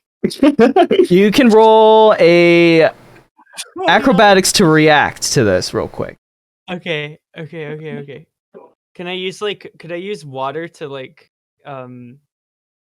carry his weight somehow? Do you have control water? Yeah. Okay. Yeah, if you have control water, I assume. I'm trying to figure out which one I should be making, but I would roll to grab him first because he's close still. Yeah. Oh wait, I have feather fall. You have feather fall or slow fall? No, it's feather fall. Oh. As a reaction, as long as he's within 60 feet of me, which he definitely would have been, he can slow his fall for 1 minute. For 1 minute. So I don't know how long it would take him to. Yeah. And that's a reaction, right? Yes. Go ahead. Okay. Cool. Yeah. I just like shoot out some water and like watch him like slowly float down to the ground, and you just hear him yell, "What the frick, man!" Bye. Okay, so you're alone at the top of the scaffolding now. What are you doing? Just terrorized a man. What I was doing here. That was pretty funny. I'm gonna sorry, that was just I was thinking like, okay, Flo is not the most mechanically minded, which is a trait that she shares with me. So I don't really understand how any of it works. However, I feel like if I climb into the exhaust, I will get into like the most like volatile part. The weak point. Yeah. So, just emotion. like I said, I got a 2 investigation, so I haven't found like the actual real weak point. So I feel like I'm just guessing. You are at the top of this structure. When I said it's a mile high, that was like ballparking it. You are like above the cloud line. The air is like very thin up here. You can physically feel like the difference in air pressure up here. Roll me a perception check. Yeah, okay. Sir, I'm still laughing. Oh my God. I don't know what you expected when you jump scared a guy. Like He's just like. on a 10, you begin looking at the superstructure before you, but you're quickly taken aback by the scenery around you. You see, just as far as the eye can see, trash. Just like non-stop trash.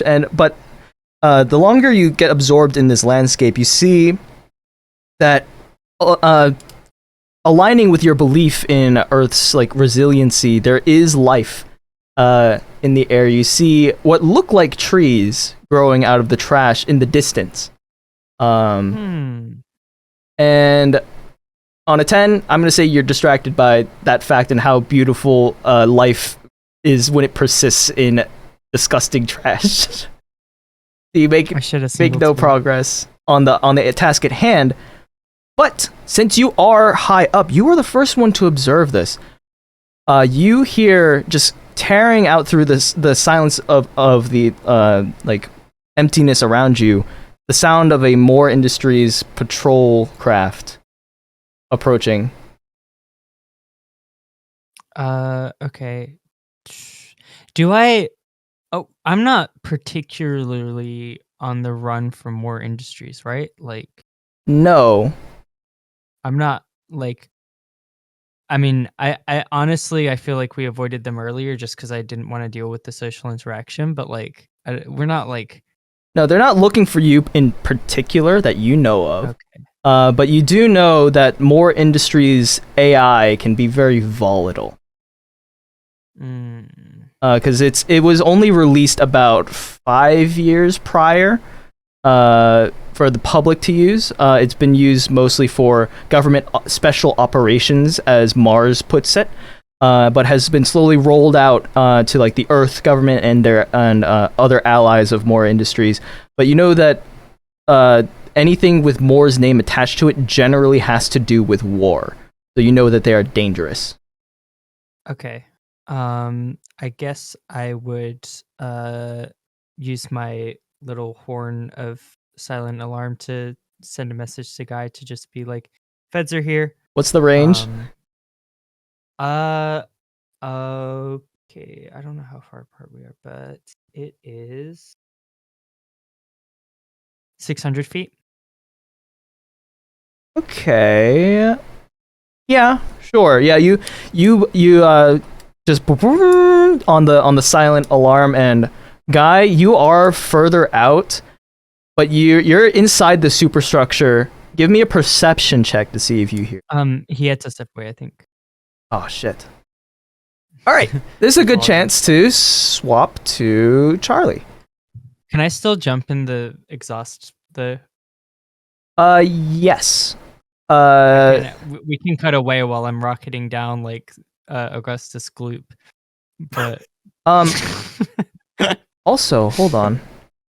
You're a mile high. How long does it take for Featherfall to? It takes a minute. Oh God. Anyway, anyway, not gonna. We'll adjust that later. Surely he'll be fine. So I'm gonna describe the engine superstructure to you. So this is a massive ship, as I've described before. So the engine shafts, there are about a dozen of these engines, and each of them are about 500 feet across. Oh wow. Okay. So it's very easy to jump in. But upon seeing how large these structures are, is this still something you wish to do?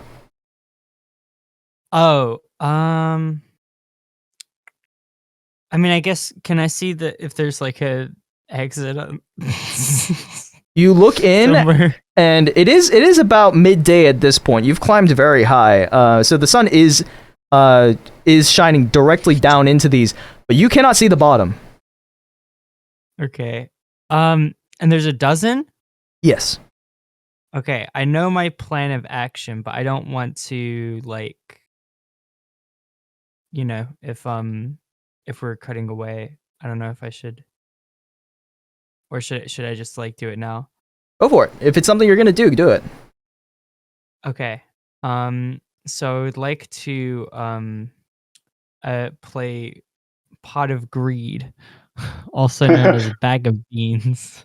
I play Okay. pot of defense And I would mode. like to throw a bean into. I'm trying to figure out how many beans I have, but I would like to throw a bean into each engine. Okay. There's a dozen of these, so mark off 12 beans. Okay. Um. And then I think. I don't know if I want to go for the random effects. Seems like smarter, Okay. but I pulled up bag of beans. Let's see.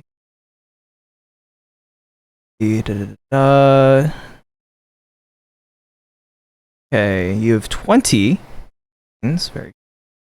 Or no, 3d4. Yeah, I'll give you 12. So that's all of your beans.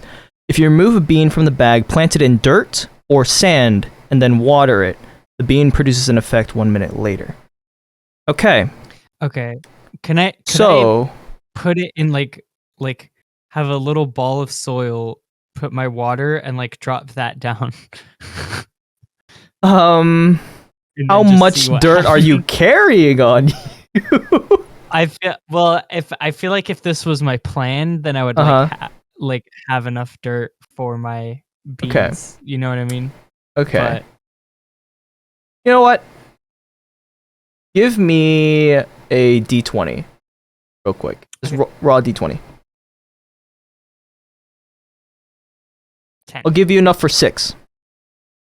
Okay. Yeah, I'll just do every other engine. I'll drop a little ball of dirt with the bean buried inside that I've like briefly kind of watered. All right. And then the effects don't kick in for a minute. So then yeah, I guess I'll start heading back down. Okay. Say start climbing back down. Is Joe back? That is. Oh, he is. All right. Yeah. So, Joe, you give me a perception check real quick. Perception. Perception. All right. Okay, on a 21, you hear the horn of silent alarm in the distance. Like it's so far away that you're like, is that what it is? Yeah, that's what it is. I abandoned. I need to get back up to where Flo was going. Okay. Immediately. All right. We'll cut from you guys there. Charlie and Rell, what are you guys doing down at the ground? A tunnel. What? Our ship is small. This ship is big. So we cut a hole. Rell's not going to say it, but that's a really good idea. It could work. Why don't you tell them that idea? I don't think they'll listen to Charlie. No one ever really listens to Charlie. That's right. Don't forget it. But you should tell them anyway. Charlie has an idea. Charlie's going to turn into the foreman who guy like cracked his skull earlier. Mm-hmm. Okay. Charlie's gonna go out towards the working crew and start interacting with them. Yeah, you see, it's most of them are just sitting around looking very discouraged. There is a crew like in a what looks like used to be a modified tug. It used to be a tugboat, but has since been modified with a makeshift drill, and they're like just tinkering with the mechanics on the front of the boat in the canal. Time to put that +5 charisma to work. Oh, hey, everybody! Listen up. Now I know you men are discouraged by the big boat that is stopping Charlie and Charlie's friends. I mean, that's stopping normal travel. So here's what we're gonna do. We're gonna focus our energy into one tiny section of the boat, of the ship, so that boats can pass through it. We're gonna make a tunnel, and from that tunnel, we will build a new future for this crew. From the canal, you hear you hear one of the guys on the drill boat go say, "Hey, fuck you, Mickey! You were against our idea from the start. Now you're coming back to us? Fuck you!" Rell smiles. Mickey was always a fan of the drill plan. Oh yeah, when he told me to go eat shit and die? Is that Mickey showing support? Fuck you, man. They're continuing to work on the drill. Mickey has a twin brother. They're not listening. They're not listening anymore. Go ahead and roll me a persuasion check on anyone except for that crew. Well, that's the crew I need. You can roll persuasion with disadvantage against that crew. Oh, okay. Should I roll just disadvantage for the whole thing? Yeah, go for it.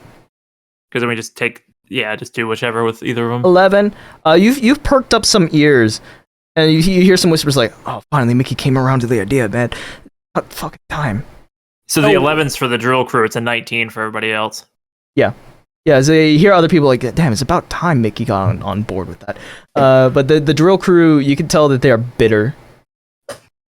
Whoever this Mickey Minotaur guy was, he burned a bridge with them.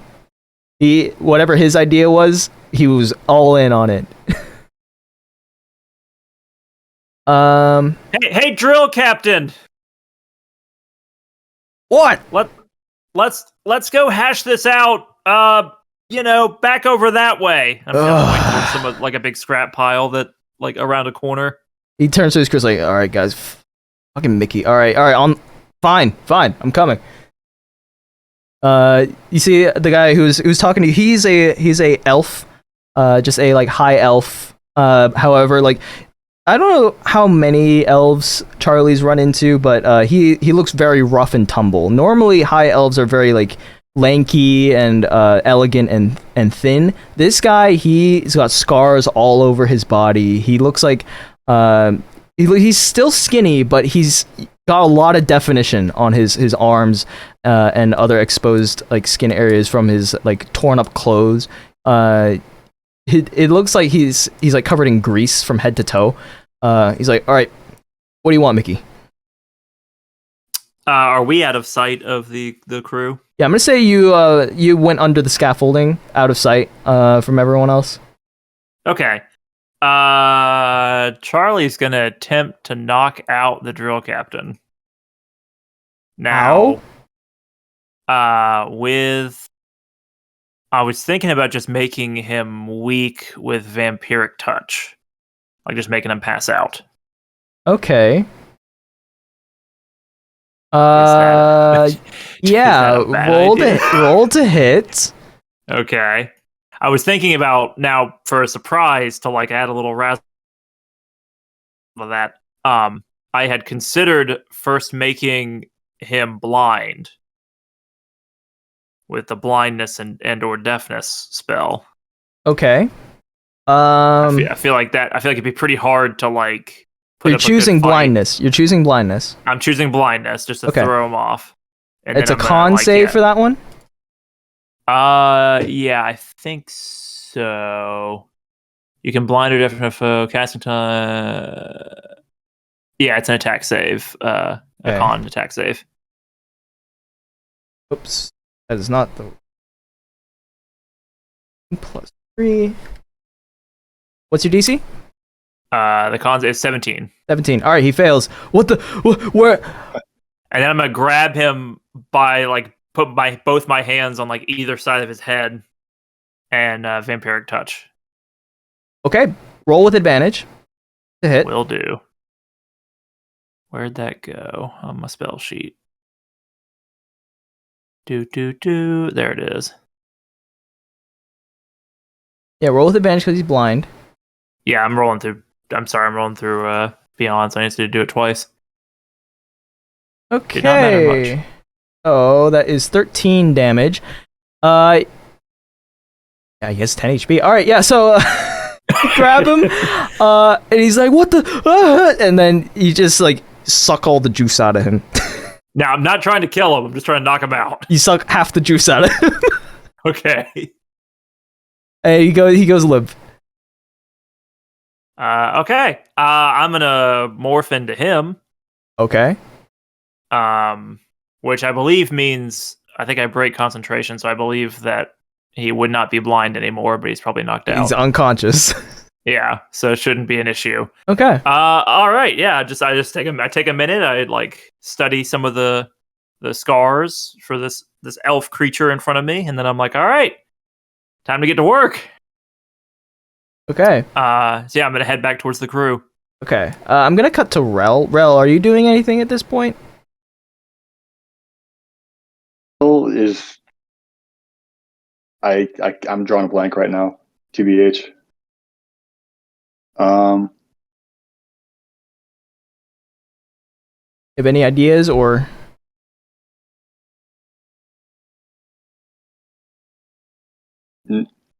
Come back to me in like 5 minutes. All right. Yeah, we'll cut back to Flo. So you're making your way down. About a minute passes after you dropped your beans into the holes, and you just hear this low rumble from the superstructure. Just. What are the effects of the beans? So I'm gonna roll for each one of them. Okay. I believe a D100 for each one. Cool. Yeah. Okay, so I'm gonna roll 6 different D100s, and then I can tell you. Okay. Awesome. So yeah, you hear this low rumbling, and you see like the tops of 6 bean sprouts just like come out of the top. Yeah, that's what happens. Yeah, you're making your way down. Roll me a perception check to check up on that patrol ship. So you heard it at first, but now is loud enough for you to pinpoint where it's coming from. As a matter of fact, all of you that are outside begin to hear this patrol ship approach. Well, you're the first to see this, but the patrol ship is trailing a big plume of black smoke behind it. And its usual like screaming noise it makes from its engines is like sputtering. And it appears to be going down. Those Could of you you break us off some of that sputtering scream sound? Okay, good. I couldn't have imagined it on my own. All right, Yeah. I'm there. This is really good, honestly. I've been transported. Those of you on the ground, you hear this as well, and you look up, and it's like kind of like going diagonally like southeast. So it's not traveling along the canal, but you catch it for a good few seconds passing over the canal, and like as it passes over, you hear this eruption of like cheers. Like everybody's like, "Yeah, woo!" Everyone's very happy to see a More Industries patrol ship appearing to have been damaged and is crash landing. Not so much like the fact that they're happy that it's crashing near them. It's more of like the fact that, yeah, fuck More Industries. Fuck those guys. Get what you deserve. Yeah. Flo, from your bastards. From your perspective, it crash lands in like that swampy area with the trees that I had mentioned earlier in the Junklands. You hear a distant crash as it crashes into the junk, and you see the plume of smoke just like comes up from the distance in the Junklands. Okay, I mean, I guess I'm continuing to descend. Like, have I gotten to the bottom yet, or? Yeah, I'll say after a few minutes, you make it to the bottom.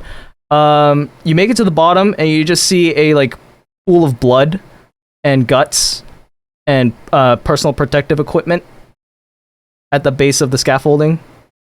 I look, and do I see 3 harnesses in the mess? Yeah. Well, I pull out a horn from my bag. Uh-huh. What? What the hell? Damn. Yeah. He did not survive the fall. I guess I see. Has Guy come out yet? Yeah, I'll say, Guy, you've made it to the floor, to the ground, and you also saw this crash landing from a high perspective. Holy fuck! Anyway, Holy fuck, Stewie. Don't you mean Ratchet? Oh, and then shit. I looked to the ship to see if it exploded yet.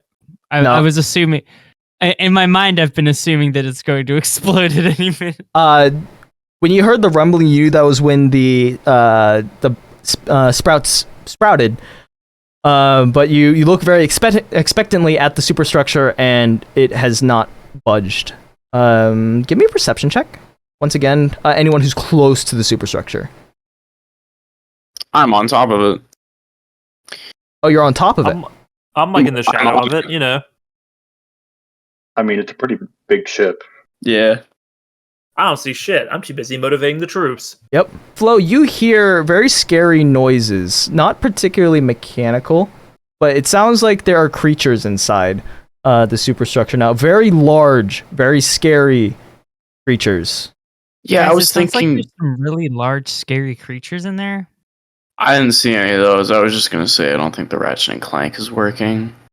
Yeah. Do you guys want to like just maybe we could carry the boat across land, or like I don't know. Maybe we could follow that Moor ship and like hijack it. I'm I kind whispered of to like. Flo. I think we do the Sherlock and Watson in this situation. What does that mean? What the fuck does that mean? Right. Elementary, my dear Watson. Mm-hmm. All Well, right. I'm Sherlock because I brought it up. Oh. That That's is how the we do it. rule. Okay. That is the rule. All right. I'm gonna take a seat. Yep. And I'm gonna look to Rell and Charlie and say, "This happens sometimes in the crime business, as we are master criminals and thieves. You're petty thieves. Our first plan didn't really work, so we're gonna go ahead and hit him with the Sherlock and Watson. So I'm gonna need to take a visit to my mind palace. Yeah. Um, I'm nowhere near any of you. I'm also And doing that too. well, I guess I'm just telling Rell that, and then I put my like head, like I put my like fist on my jaw, like kind of like in the like the thinker. The thinker position. Yeah. Are you supposed to be Sherlock or Watson? Well, I would be Watson in this one. Why? Yeah, beard into like the distance, and I'm one arm like behind my back, and I'm also Please thinking. don't interrupt me. I'm in my mind library. Rel, while you're watching this, you hear a voice from behind you. Oh, so you're not dead yet. Who? What are you talking about? Oh, Mind your business. You didn't even come back for me to tell you I told you so, so I just came over here to see if you died yet. Oh, there. Oh, is that Jerry? Oh man, he was 2 days away from retirement. He looks down at the bloodstains like, It's a damn shame. Shameful indeed. Old man, how long have you been here? Oh, I've been here. I should have known that. How many ships have you seen fly overhead? Oh, that's what I came here to tell you, other than I told you so. That was a Moor Industries patrol ship. That power I core can understand. power my submarine super cannon. You have a submarine? Yes, the SS Sharkstorm Survivor. That's right. I've only used that super cannon once, and let me tell you, that Megalodon had no idea what hit him. Do you often see ships crash around here? Oh no, those ships never get shot down. Nothing has the power to take those things down. That's very rare. Except for your submarine cannon. Oh no, it's far too slow. It was only good for I taking see. out sharks, really. I've only used it once. It works pretty well. What for? A Megalodon. Ever seen a Megalodon before? Have you tried shooting it at the giant blockade? Well, that's the thing. I don't have the power, but a power core from that patrol ship would be good for one shot. One shot. I stand up from the thing. No, and I you say, do not. Sherlock, are you That's not thinking your what idea. I'm thinking? No, it's Yeah, not. I believe we've come to our conclusion, Watson. No. With that power core, we could. We could shoot a hole through it. Exactly what I was thinking. Oh my god, we're so smart. Okay, let's. We did it again. Granted, this ship is not a shark, so I can't guarantee its success, but I have a good feeling about this. I feel like we could also just like go under the fucking wreckage like it's a fucking submarine. Like, okay. Where did the ship crash? Flo, did you That see way, where I the ship I crashed? watched it with my 18 perception. In that case, I will never say this again. Flo will lead the way. Okay. What about Charlie? We're gonna What cut to about Charlie. And so we're gonna take the fight to the ship, to the Yeah. heart of the ship. Yeah. I talked to Mickey and I punched Fuck his lights Mickey. out. We don't need him. Yeah. Fuck Mickey. That's exactly Mickey. right. That's Let's do exactly it. what I would say. And my name is. That's when you chant it. And my name is. We actually. Hold on. You never. We've been working together. You know my name. Well. Charlie! Do you know my name? Charlie, come on! Anyway, let's not worry. Well, that's awkward.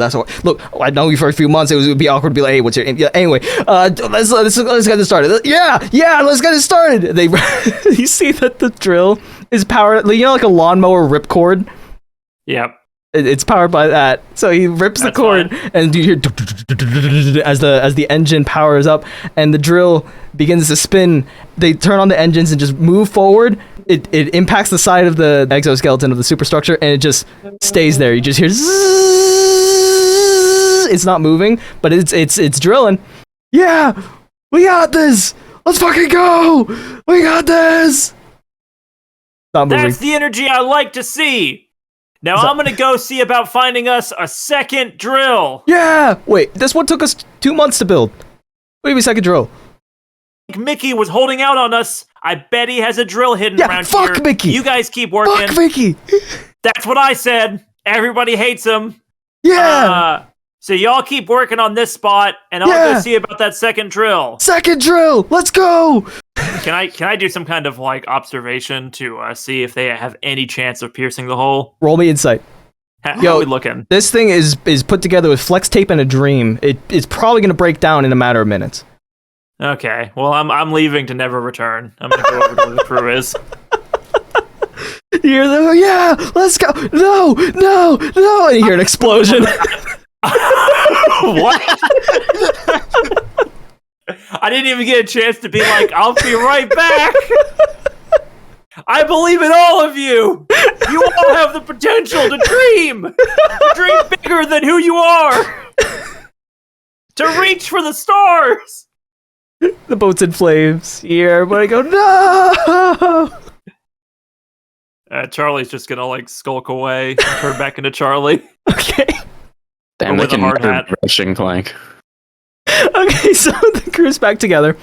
All right, what's the play? Charlie's got nothing.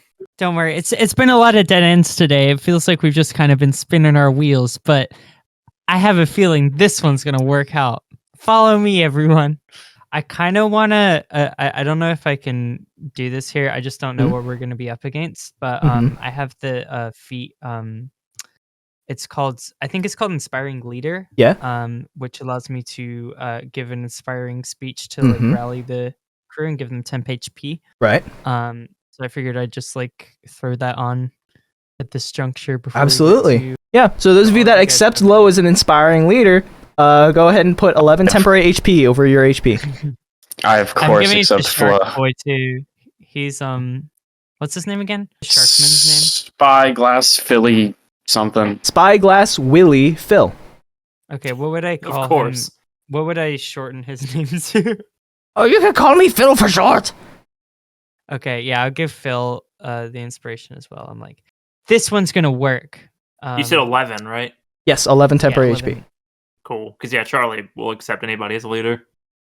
Oh. Obviously. Oh, Be led. before you go out there, this used to be Gearhead territory, so I know it pretty well. I'm not going out there, but I am going to warn you, there are ghost stories. There are ghost stories. No, you're coming with us. Oh, no. I'm too old. No, yeah, no. You're absolutely coming with. There's Oh, no no. fucking way. I'm far too There's old. no way you're not. Come on. Roll me persuasion.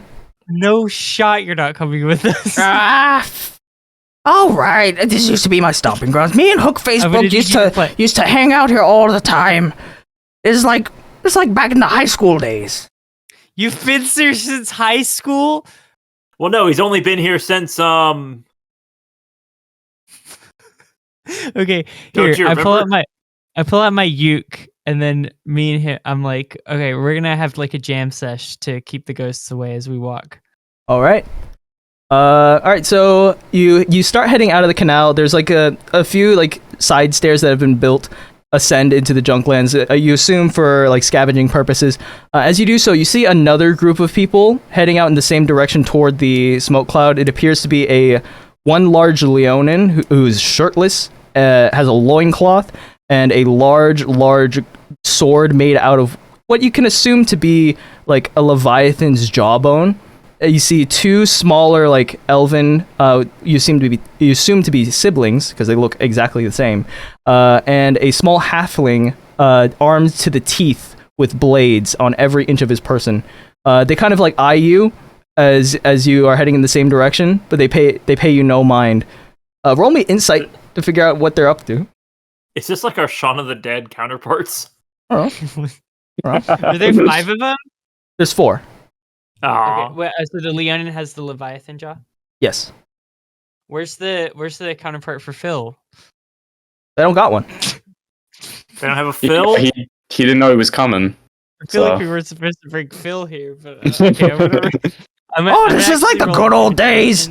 Oh, I wanna roll intimidation on those siblings because Sure. like I'm immediately like upset that there's other siblings in the game, you know what I mean? So, Go for it.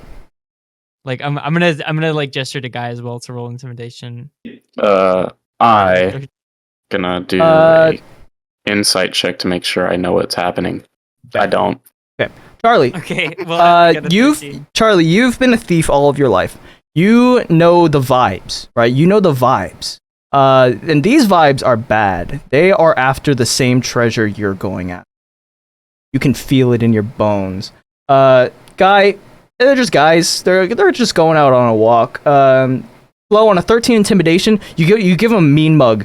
And the female elf kind of looks towards your direction and gives you an equally not so intimidating mean mug. Whoa. And on an insight, you also know that they are probably going after that power source. I'm gonna sidle up towards the female elf, and just kind of be like, so, looks like we're going after the same thing. Oh, hi! I don't remember talking to you. Damn. Well, you've been staring this way the whole time, so.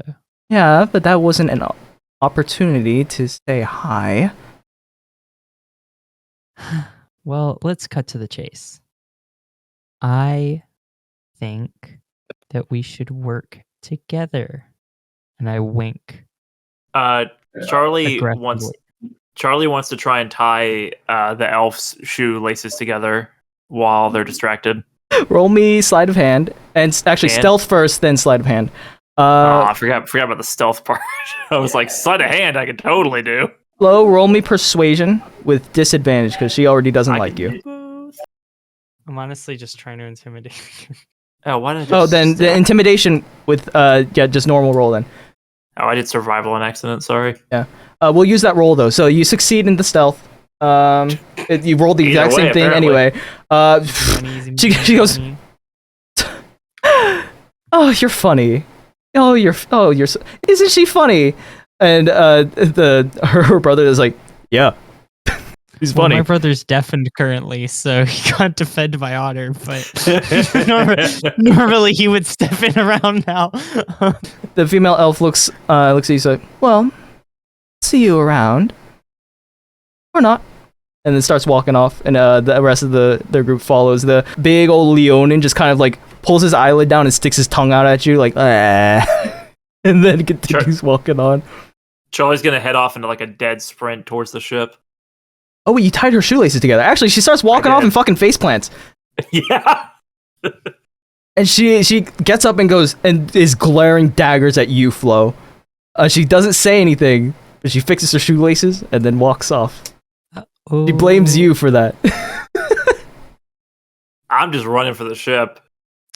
I give like another like wink and like blare a little kiss. Charlie, you're running for the smoke cloud? Yeah, I'm heading towards the crash where the energy core is. Okay, are you being careful or are you just running? I'll be careful. Okay. You head off in that direction. For a while, it's pretty like safe going. The areas near the canal have been heavily traversed due to the construction of the canal and like other scavengers that have like scrounged the area. So you walk for like a good like half mile with no like events. You see, you took Spyglass Willie Phil with you, so he's like, oh, this brings me back. Oh, this place is so beautiful that it's like a second home. I'm just like basking in it. Like every time he talks, I'm just like smiling like ear to ear.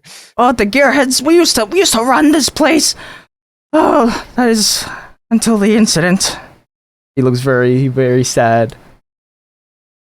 I pat him on the back. So as you approach the smoke cloud, there's like this area where so far it's just been a typical trash like landfill type of terrain. As you get closer, the terrain starts to become a little rougher, more so than it has been.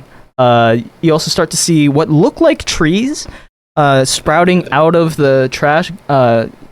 Your mic is messing up again, Joe. I just started wrestling with. The trees that sprout out from the ground are coated in metal. They are like silver shining trees. They even have leaves that are coated in metal. They're not used to you're not used to this type of plant life, but it's different. It's very upsetting to me. Spyglass would feels like, yep, those trees. Oh, they kept us safe from the solar rays for a long time. So you guys made those?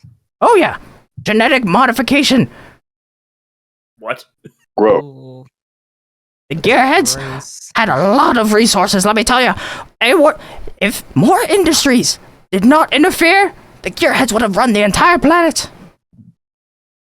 I'm like, look, I know you're like an old-timey dude, but like GMOs are not it right now. Like you could get canceled for that. I don't know what that means. And that's why you should definitely trust me. Old people. Anyway. Got him. Anyway, Got him these again. trees are built to resist the acid rain that pours down on this place every other day. It's able to resist it, absorb it, and become stronger from it. The only problem is that they're invasive. Okay, so we should pick up the pace before we get acid rained on. Oh, I don't think it. When was the last time it acid rained? I don't know. Yeah, let's probably pick up the pace. So as you're approaching the swamp area, there's like open pits of like open flames. Those of you that don't have gas masks, you smell a strong scent of methane as trash and other biologics underneath the surface decay. They release a massive amount of methane gas, which has been ignited at some point and has been burning ever since. These are open pits. Roll me a survival check to find a safe way around this area. It can be an individual check, or you can roll with advantage if you get help. I know 17. vaguely where I am. Charlie's not doing too hot. For ban, there it is. Ooh. All right. Ooh. My Rell is so high. So as a group, you guys managed to navigate pretty well through this. Charlie, you step pretty close to one of these open pits and almost fall in, but Rell's able to like reach a hand out and grab you by the cloak and keep you from falling. Don't be stupid. Oh, Thank you so much, Mr. Rell. Should have let him fall. That's the way nature goes. Yeah, natural right. selection. I let go. All of us just backed him up on that. As you get closer to the smoke cloud, you're moving pretty fast. So So, anyone who's in the front, give me a perception check with disadvantage. You're moving quick. I'm probably in the front because I was leading the. All right, That's what I assumed. Give me perception with disadvantage. Behind where you are. Oh, you succeed. So on a 16, you, as you're traveling through this land, you notice movement in the trees. Like not in the branches, but like at the bases. You see like small creatures poking their head out, peeking around the tree trunks at you. Charlie, I'm gonna say you auto succeed at this as you feel a tingle down your spine, like you're being watched. So both Flo and Charlie recognize that there's something in the trees. I look to the rest of the crew and I make like a hand signal to be like, be careful. What? What do you see? It means shut the fuck up. Some little guys around here. Should I kill him? Maybe. Anyone who now wants to make a perception check to see like a closer look at these, feel free. Guy, you're looking for these creatures, and in the distance you see a purple glow. You squint your eyes, and I think it's the moth. You're the moth?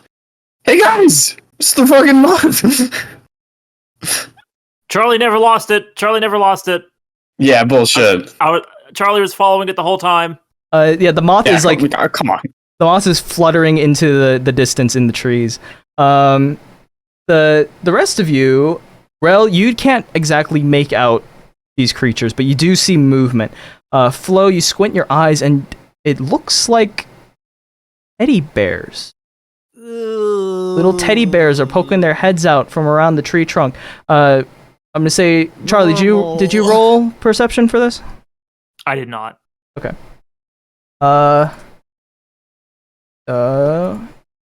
Yeah, whether you want to or not is up to you. But yeah, you see these little teddy bears are sticking their heads out. They have, you know, the little black beady eyes that teddy bears typically have? Those? Mm-hmm. They have those, except in them they seem to be luminescent with like little stars. And the more heads poke out around the trees, you see that some are covered in like moss and flowers. Others are covered in like natural looking rocks. Some appear to be made out of like dirt. Others like covered in fungus, like colorful mushrooms. It's when very you say covered. Is it like the base is a plush teddy bear and then it's covered in this thing? Okay, so the base is all just still plush teddy bears. Yes. So some of them are like velvet teddy bears. Others are like pink fluffy teddy bears. And it's not just teddy bears too. It's like a whole bunch of like other toys you see, like I don't know, like a wood doll, Buzz Lightyear, you know, like other like typical toys you would see, but they're all like covered in what appear to be natural, like green, like just earthy elements. Okay, I'm on high alert. My anxiety is through the roof. What do you see? My eyes don't work it's anymore. Just a moth. The moth's bag. Whatever. It's fine. Guy. Yeah. We definitely still need to get the moth, but Well, that's what I'm saying. we're surrounded by little creepy dolls. Like the nightmare that you had that one time? Yeah, like one of the many nightmares that I've had. We'll get back to Charlie in a second, but Well, Charlie heard this conversation, so Charlie's reacting in kind. I see. Should we, do they look like they're looking at us? On a 19, you notice that they're not looking at the group; they're looking at Charlie. Okay. Oh fuck! Why? But then does Charlie disappear? What is? Yeah, what? Okay. Sam, describe what Charlie's up to here. Charlie was not paying attention, did not notice the doll-like creatures, but then heard Flo's conversation to Guy, and then was like, "That sounds horrible." So Charlie, like, kind of, you know how like hobbits in Lord of the Rings can like make themselves like small, essentially, like just tried to be like very nondescript. Slowed his movements and like kind of ducked into like the shadows of the the piles around us. Okay. So does that mean you like went prone, or are you just like crouching down? I think I'm crouching down. Okay. Charlie's made himself small. When he does this, all the now that Flo's called attention to these creatures, all of you kind of see this. They all just kind of like get lower to the ground as well. Oh fuck. Ugh. Oh. I say we leave him. Like they're They're not paying attention to us. I say we leave him. Getting ready to pounce. Phil, you are really wise and old. I feel like you probably know the best way out, but I feel like right now I feel like I'm getting I know this is maybe not the time to like have, like a mentor mentee like emotional conversation, but I am feeling like pangs of sympathy towards Charlie, and it's really weird. That'll get you killed. Yeah, Charlie's how do I gonna get rid of raise one If I felt hand. pangs of guilt against the gearheads when I sold them out, oh, I'd be dead. Yeah, how do I get rid of that like now, because we do definitely need to abandon him. Charlie's gonna raise his right arm into the air, like his right hand. You see like all the beady eyes of the other creatures kind of like follow your hand. Oh. I was hoping it'd be like a they do my I movements kind also of was- thing. I was thinking the same thing. Not quite. Charlie lowers his hands, defeated with that It was first a good test. experiment. Not Yeah. quite. Not quite. Why are they all looking at Guy? Huh? What? Huh? Huh? Why are all the creepy dolls? They're looking at you, right? They're looking at Guy. Oh, no. Uh, Guess like got him a wave. okay. No Do reaction. they react at all? No reaction. On my Okay. That count, we're gonna run, okay? You hear that, everyone? Oh, my knees. My knees. Okay, Guy, you Billy. can carry Phil, right? No? Someone's gotta carry Phil. I have the I other. could, but I don't want to. We'll carry the old man. Thank you. Okay. All right. How are you carrying Phil? I'm grabbing him like by the back of his shirt. He's just dangling. Yep, this is how they used to carry me as well. You've How always got old time. are you? Yeah. How long have you been old? I am.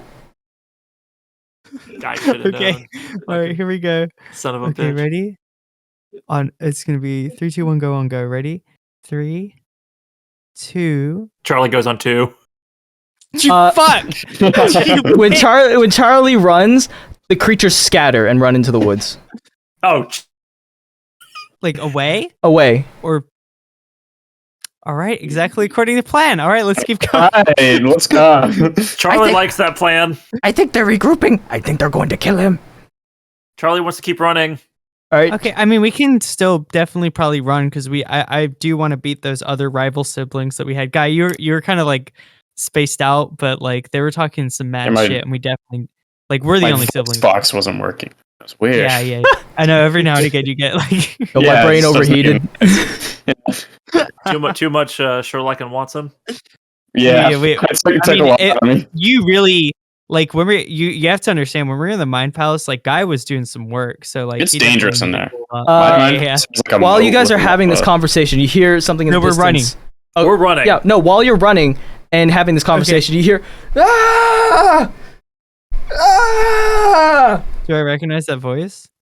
You can tell that it's coming from the direction of the other group.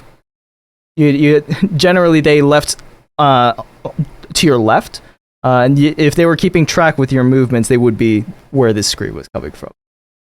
Nice. Okay. Let's keep going. Cool. Yeah. Plus one for us. Yeah.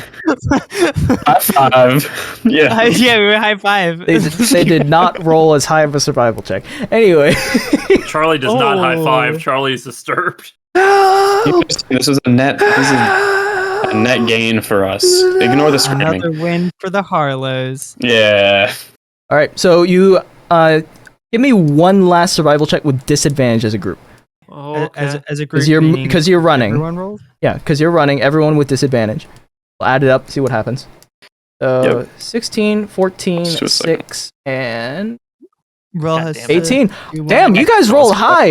All right. So yeah, again, you guys managed to dodge the fire pits. At one point, I think it's Charlie takes a step and the ground crumbles from underneath him, revealing like a sinkhole. Again, who rolled the highest? Guy. Charlie's falling. Charlie's falling.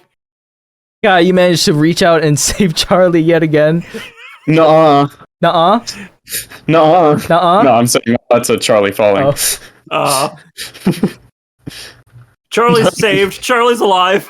Should have let him For die. now, Charlie lives. It's a sign from the universe. Should have let him die. No, Charlie doesn't like you, old man. I don't like you either. I'm starting to not like this guy. What is your guys' problem with Phil? He's the only one prepared for the shark storm. He just said he wanted Charlie to die. I'm just. Most people want you to die. Sorry. Get over it. Old habits. It was the company I kept. I kind of thought Shark Storm was like a movie. Bad. I don't- company. Really, no. Anyway. So with that successful check, you guys make it to the crash site. When you make it there, it's in this clearing. It looks like all the trees that were in the area got blasted away when this craft crash landed. Apart from that, actually, all of you give me a perception and or investigation check. Charlie sucks. Oh, that's like my first bad roll. Oh, And what was your one, investigation? Okay, all of you except A perception for or investigation. yeah, Oh, well, except I- for Guy, you notice this. Everyone else, this seems like a normal crash site. So Guy, you're the only one to notice this. As everyone else steps into the clearing, you recognize that this is a crash site. Shouldn't there be a lot of debris? This clearing is completely clear, save for just 3 components that have fallen off of the ship. It looks like a weapons system, a little control panel, and then a chest that has fallen out. But there are no other signs of debris other than these 3, and then the main hull of the ship crash landed further in the clearing. Everyone else, it seems normal to you. Fellas. Gang. Even. This thing is volatile, I think. Volatile. It hadn't blown up yet. Usually when things crash, they blow up. Yeah. Oh, yeah, I Um, remember that. Actually, yeah, I'm gonna say that the main hull is like it looks destroyed. Like it looks like it did blow up. You heard it crash and explode, but there is no But look debris. at that, but it looks like it's False been blown alarm. up. I'm sorry. That is my bad for not clarifying. False alarm, but it could still blow up again. Hmm. Consider. That's true. Charlie Oh, thinks God. it looks really easy to go up to. Okay. Hey, can you put me down? I want the inner gearhead is itching in me. I want to check out those weapon systems over there. Charlie thinks that the old man should go first. I think the old man should go first. I also think you should go first, Phil. He's really strong and capable. Does and Rell- wants to d- go? Yeah. Rell, do you put him And down? disposable. And extra. Rell had to leave momentarily. I'm going to But say that probably. I'm going to say yeah. that he does. If not, Phil wiggles out of his grasp and makes a run for the weapon system. As he does, he's like, Yeah, this reminds me of the good old days with Hookface Brook. We used to dismantle weapon systems like these all the time. and then the weapon system, it looks like it wiggles, like it's not metal. It melts down and becomes like this gelatinous creature. And these tentacles reach out, grab Spyglass Willie, and start dragging him toward the gelatinous like mass. He goes, Wait, this isn't a weapon system after all. Oh no. Now hold on. He says he had a lot of experience with this. Help! Let's see how it plays out. Help! I'm old! What's he saying? Hook face. Huh? Broke this whole time? he said this 3 times, You said it multiple times. But and he was your best friend. Like he treated him like he was your only best said friend. gearheads. He did not say. He said Hookface Brook. in my I face. said Multiple Hookface times. Brook. He did Why was not best say friend. Hookface Brook in my face. Yeah, he said Hookface Brook. This is why I don't like him. Well, why did you just say I don't like him without citing? I Oh. don't need Help! a reason. Help! Don't help Could him. you please shut up? I'm trying to figure out how I feel about you. Help! Oh, this is karma for selling out the gearheads. No, this is karma. What? He sold Wait, them out? you sold Okay. her Facebook out? Yes, and I felt really Oh. guilty about it for like a year. Oh, okay, we should help him then, right? Help! His legs are now in the mouth of this creature. Okay. Let's see, roll damage. I'm still okay. I'm still okay with this. Is the enemy of our enemy our friend, or are they just a different enemy? He takes I think he's 14 just an damage. asshole. He takes He said he 14 feels damage. guilty As he then. goes, ah, my metal legs! They're Okay, metal. You can't even feel was- them. That was pretty funny. I installed pain receptors. Ah! Why would you do? Why? You deserve that one. Okay, if we're gonna save him, I'm at least gonna wait until after they dissolve the metal part, because that's fucking funny. Like, straight up. Very quickly, you see in the gelatinous mass that his legs dissolve very fast. Ooh. Help! Okay. All right, you want to save him? Well, I mean, or could we just grab the power core and go? Like, did the power core also turn into gelatinous? I I don't know. don't know if it's in there. You don't know. It would be in the Yeah, we main. don't know. It would be in the main hull. Okay. Is the whole crash ship the cube that we can see? Sorry. Is the whole crashed ship the cube, or just the weapon system turned into the cube? So the Monster. weapon system turned into a cube. Yes. Okay, but the rest of it looks like a ship still so far. So far. It didn't like wobble when the rest of it wobbled. Nope.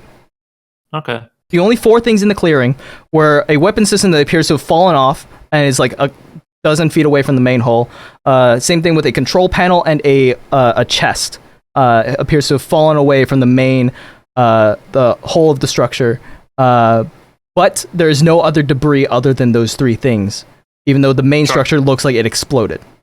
Charlie's looking at that chest, but Charlie's also terrified by the cube that's dissolving the old man's legs.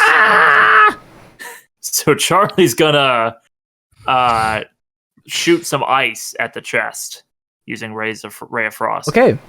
Go ahead and cast Ray of Frost. How much damage? Or is it roll to hit or is it a save? Yeah, it's roll to hit. Sorry, Okay, I did roll it out to of order, hit. But you're telling me this isn't a chest?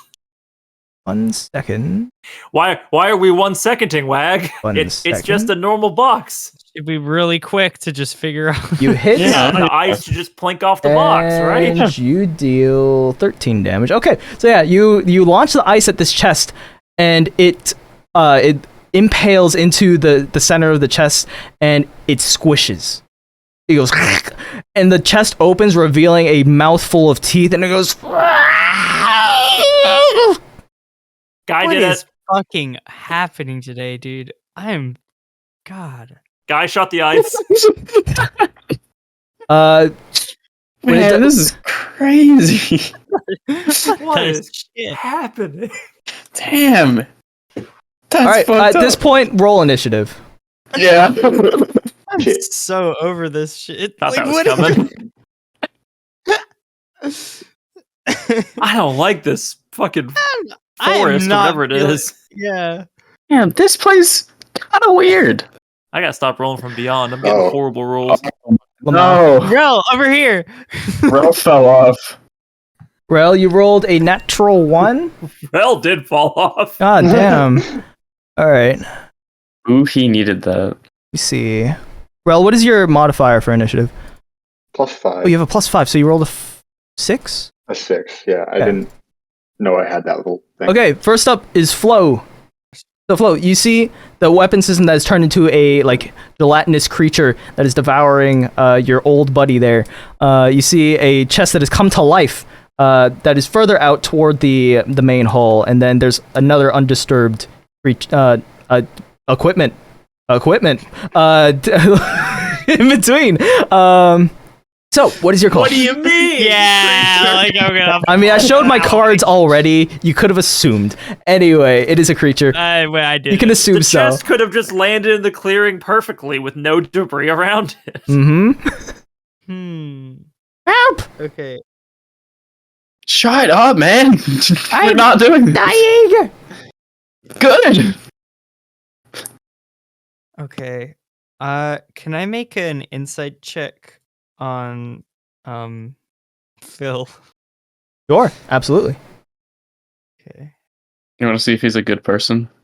Yeah. It's Okay. 18. What would you like to know? Would he like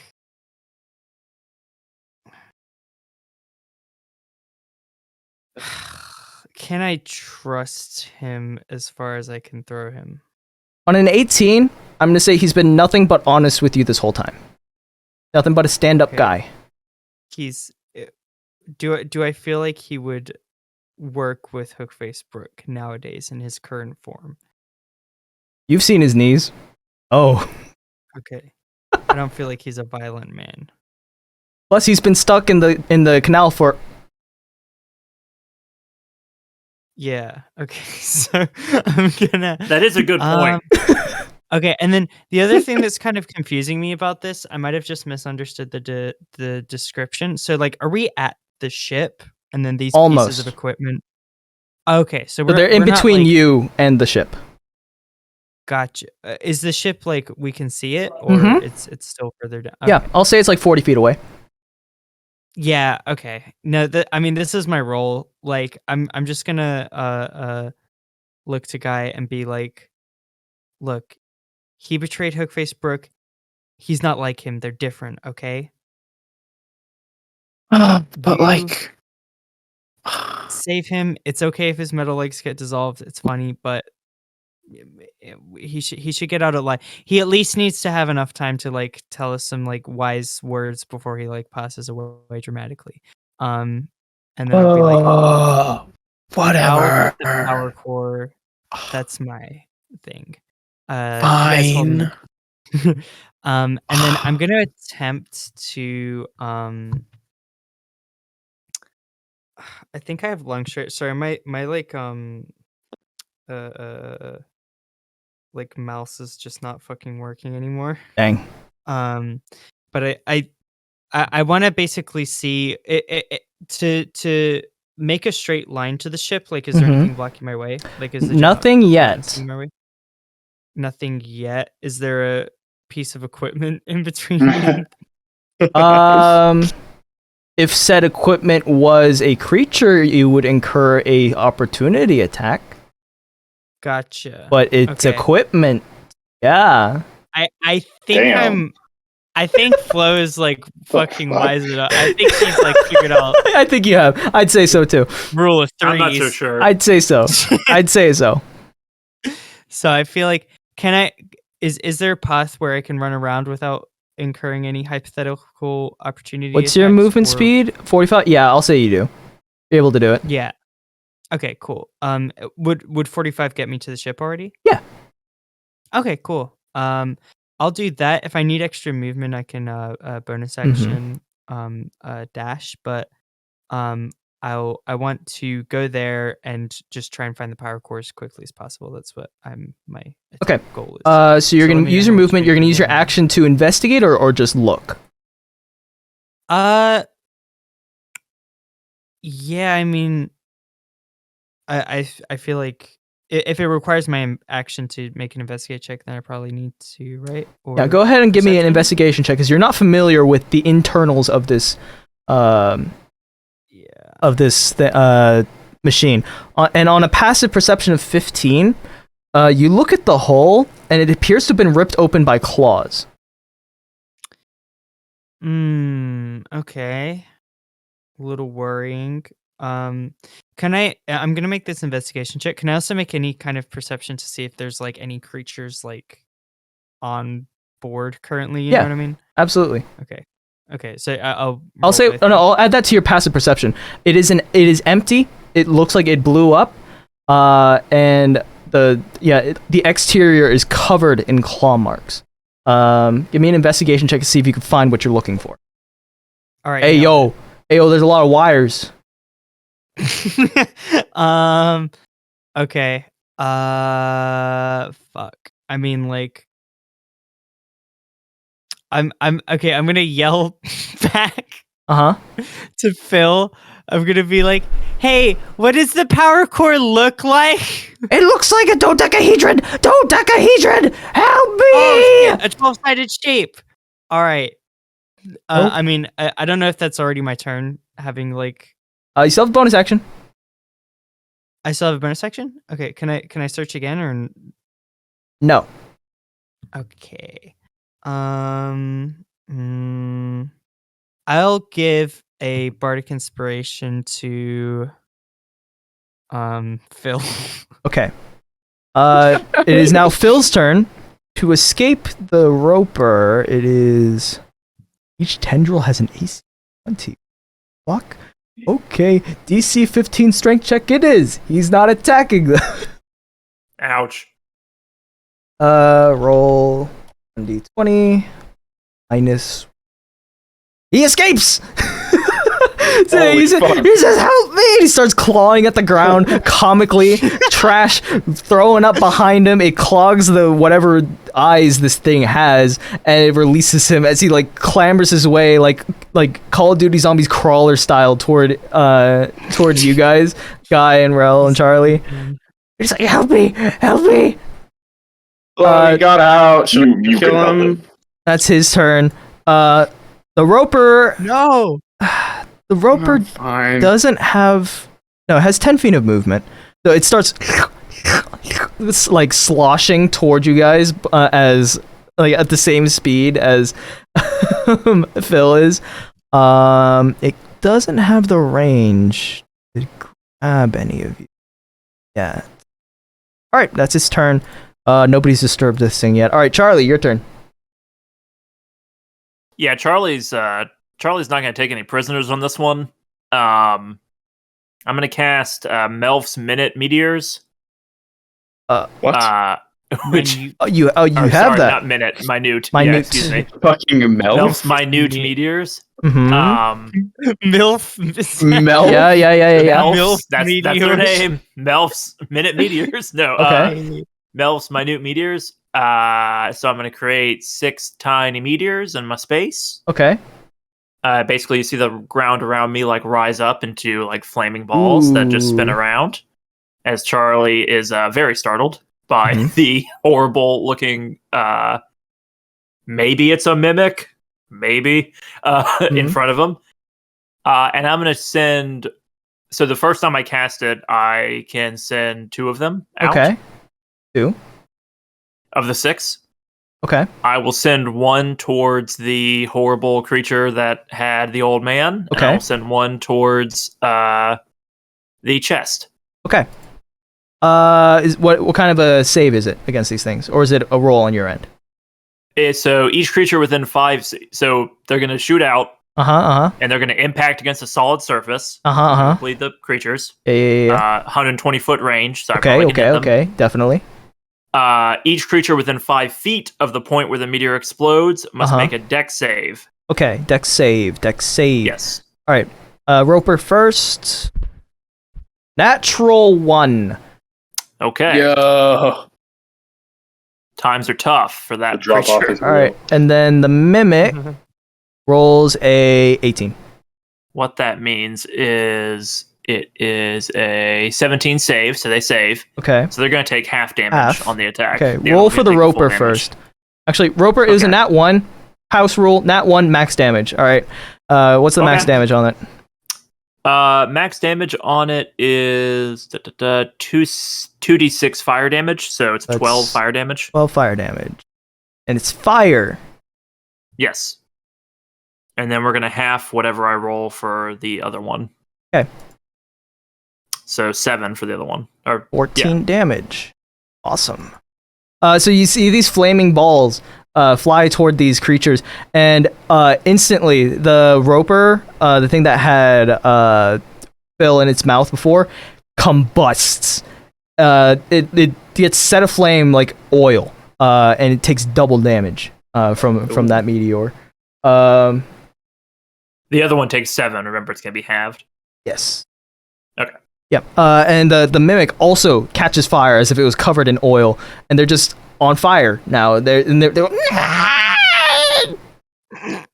Did that make it better? Charlie's not sure. Looked cool. I mean, I was. It's alright. Charlie still has 4 circling meteors around him. Oh my god. All right. Yeah, I can do that a bunch. All right. Is that your turn? Yes. All right, Guy. And then Rell, you're on deck. Guy, what is Can your I do call? something stupid? Yes. My immediate thought was to grab one of the meteors and throw it.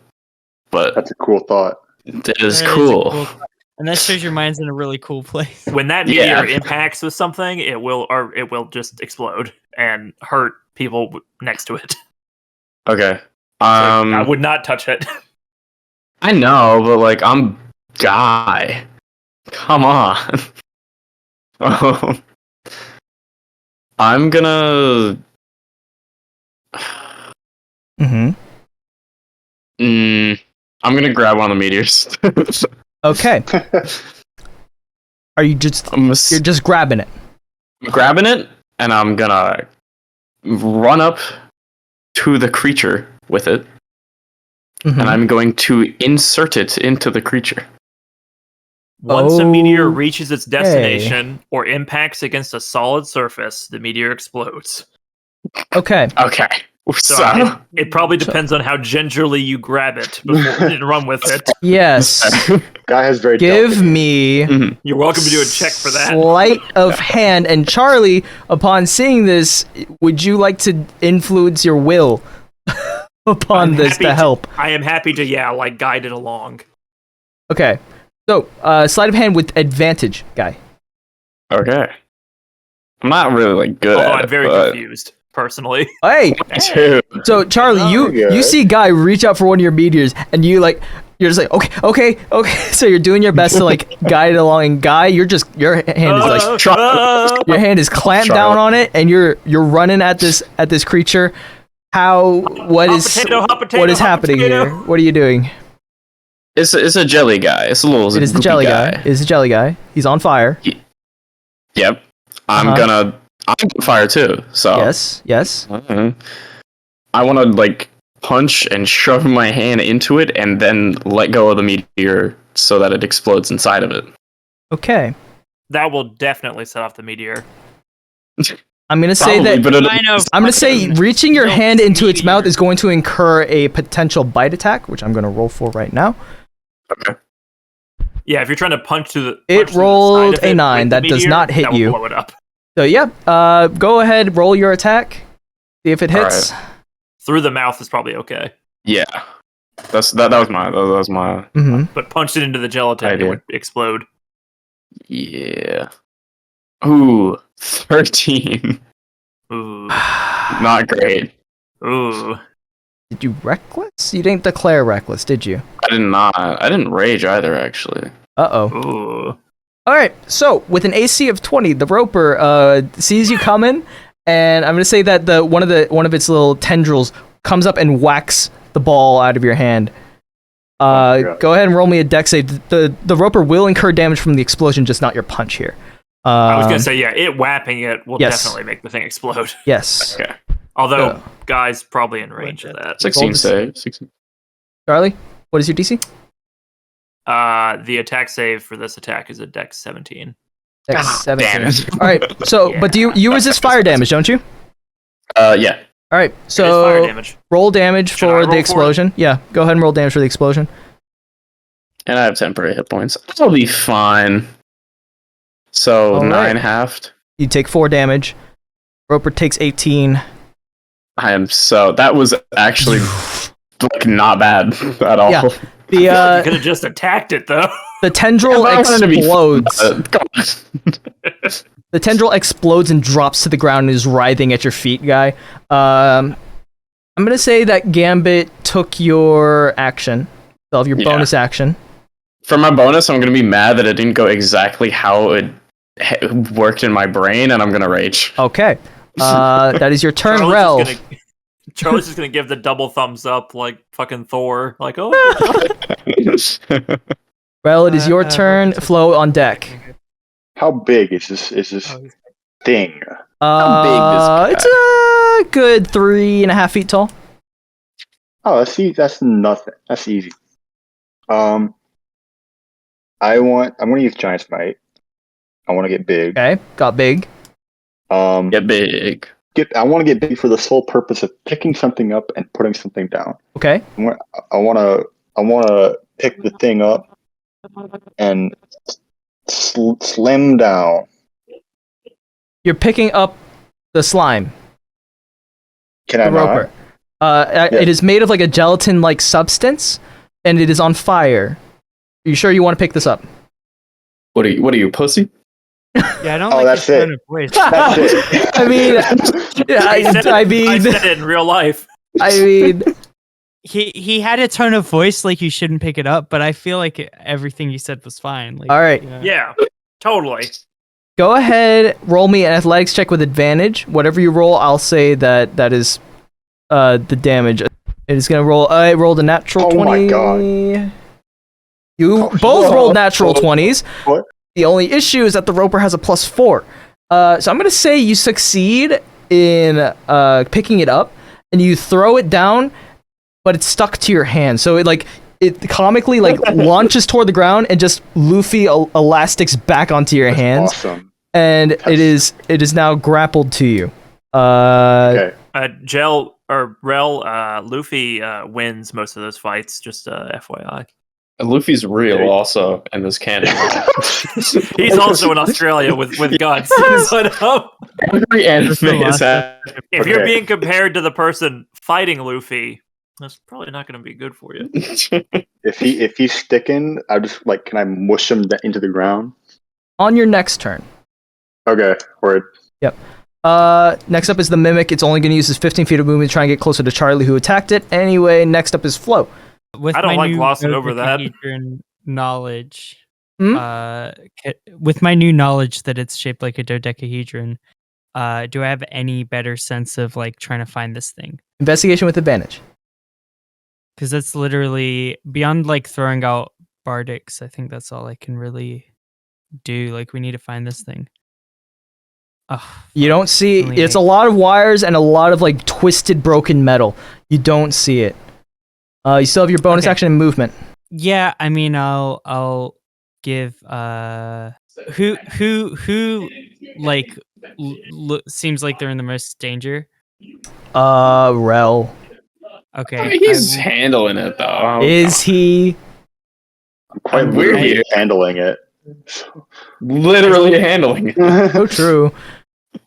I see him in a position that Luffy's villains often are, and I say that's not good. So I'm gonna go ahead and be like, All right. "Don't worry, Rell. He's not actually Luffy. Don't worry." And then I would give him inspiration. Okay. So Rell, mark that you have inspiration. It is now the Roper's turn that is attached to Rell. Since it is grappled, it has advantage on anything that it has grappled to it. So I think it's just going to bite with advantage. He take a bite. Like a bitch, right? Yeah. What a 24 fucking does asshole. hit. Oh, you got this. You'll be fine. For real. You take 7 damage as this creature chomps down on your arm. That's not a lot, but that's what it does. And it 7 could, damage? yeah, it does 7 damage. Oh wait, it does acid damage. Thank you. Oh, I'm sorry. Thanks, Sam.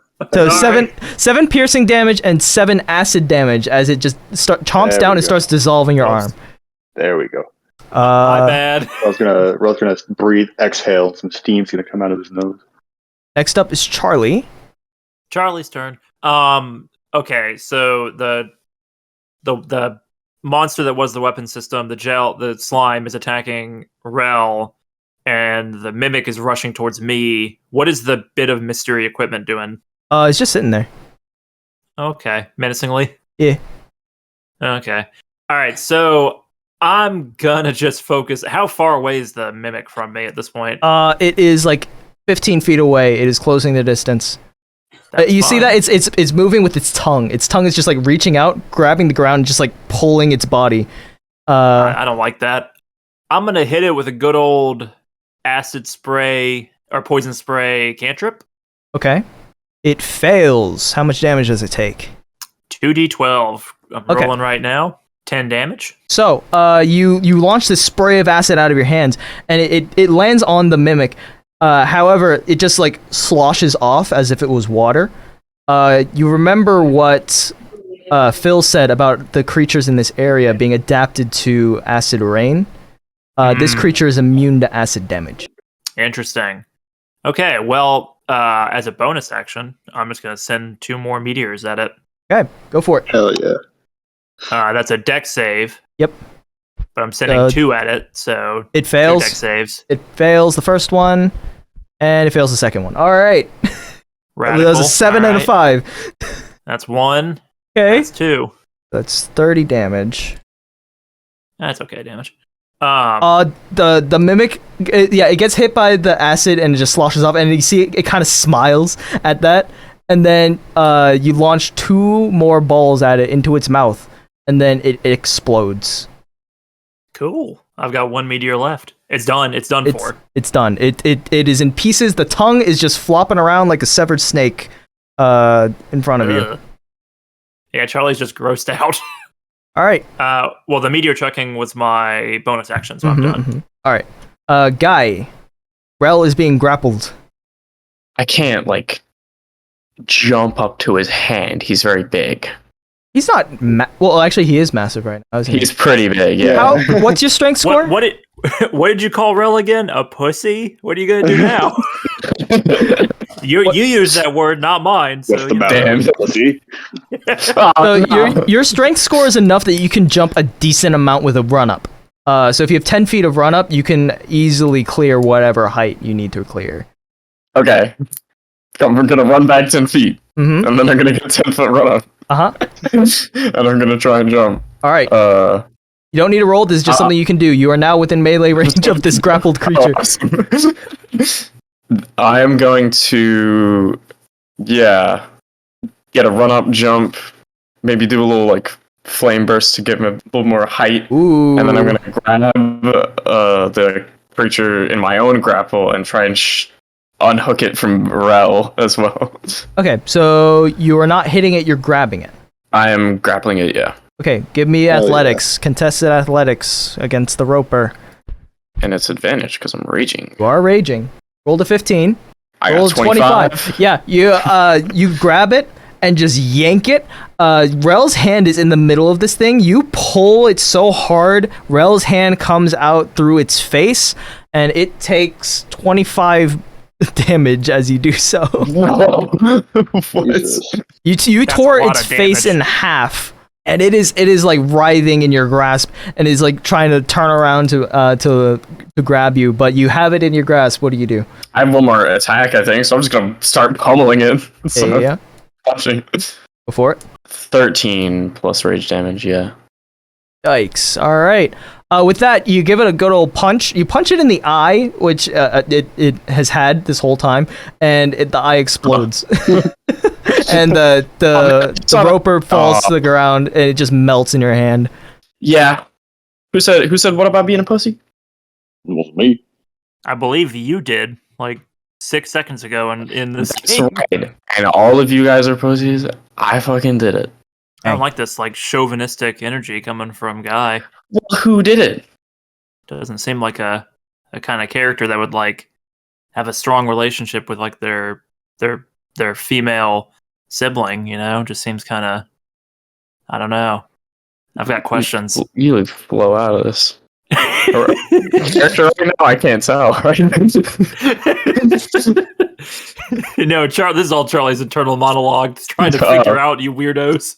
You guys, you hear this like this sloshing sound, and you see that last piece of wreckage is just like sloshing away, trying to leave the clearing. Charlie knew it. It hasn't dropped its disguise. It just looks like it's a control panel that is like gelatinous and is just squishing its way out of the clearing. Runaway control panel. We all see this? Yeah, you all see this. I think that thing's in disguise. I think that is a creature. I think we should kill it. Bro, you know. I'm pretty sure. Yeah, it has. Still in initiative order. I'm gonna say you're out of combat. It's. I'm throwing that last meteor at it. Okay. I've got one left. That is a 16. You bet it is. 4. That's 4 Takes- fire damage. It takes 8 damage. It is now on fire. It catches on fire like the rest of them, and it drops its disguise, and it is now like this little dark blue, like gelatinous like slosh, and is like now rapidly. It's dashing away. It's trying to get. It's actually getting away now. I want him to live more than Willie Phil Here, guy. Aw, that's a little Charlie thing. feels bad. Yeah, Charlie's not going to pursue it further. I don't know if it would have attacked us. It'll come back in a revenge mission like 7 sessions from now. Yeah, that is the red comment. That's fine. That's All right, fine. the clearing is now clear of other debris other than the main wreckage. I'm gonna go help Flo, I think. Someone help me! I don't have legs! No, fuck that guy. I deliberately like step on top of him as I go towards the ship. Phil, there's not one dodecahedron in this thing. Whereabouts is it supposed to be? That's impossible! It would not have power if it didn't have it! Let me check it Any out. more- There's no dodecahedron in here. What? Could you give me any more direction as to where it might Pick be? me up! Pick me up! He's crawling toward you. Pick me up, let me see! Okay, guy, come on. We gotta carry him in here. I don't wanna. I don't like him. We gotta progress the plot. Come on. Oh, God damn! I forgot we're in D&D. Okay, so can we like take like either one of his arms over our shoulders and just Yeah. like carry him? Yeah. Okay. Give me athletics checks from both of you. Damn. All right, yeah. They're both On a strong 20 and a as fuck, yeah. 24, you guys just hoist him up. He goes, whoa, hold on, whoa, ah. You jostle him quite a bit as you lift him up, and a few of his belongings come out of his pockets. You see like a old little pocket watch. You see like old like other weapons like daggers and like other doodads. And then Robbery. a little photo falls out of his jacket. Photo. I go for it. It is a photo of what appears to be a like very pale individual posing with 3 children. It's got a little signature on it, and it's got the caption, "The kid's first kill." Yeah, the pale individual has white hair, dark clothing, looks like a teenager, posing with children of like single-digit age. They're all like giving peace signs, looking very happy. Behind them appears to be like a gearhead's structure, like in flames and in rubble. Whoa. I don't get this one. Oh shit. Oh, there's an actual drawing. Oh shit. Whoa. Yeah, this is what you see. He says, oh, wait, give that back, Dang. that means a lot to me! This is what got me over my guilt! This one This got got you. you over your guilt? Yeah! Are you in the photo? No. Why? Not creepy. That's How would creepy. this make you feel not guilty for Well, I helping- felt really bad for selling out the gearheads and getting Hookface Brook killed, but the bounty hunters He's that... dead? He's dead? Yeah, this happened like 2 years ago, this is not new. He's dead?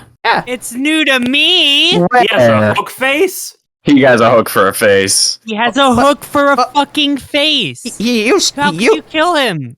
I didn't kill him, the kids did. Where are the kids? Killed him? I have to kill the kids now? Yeah, I felt really that how bad this about works? about getting my best friend killed, but they sent me this autographed photo, and then I felt really He good was about your it. best friend? Yeah. I'm But then killing him. But then he killed innocent people. And I'm- I felt guilty, so I called the police. Then they called these bounty You hunters. feel guilty about killing him? Yeah, His legal name, Hookface Brook. I think so. I think You- so. Curious. This is so crazy. It is odd, right? Hookface Brook killed our fucking parents. Whoa, that's crazy. Their parents, not mine. How can you be best friends with him?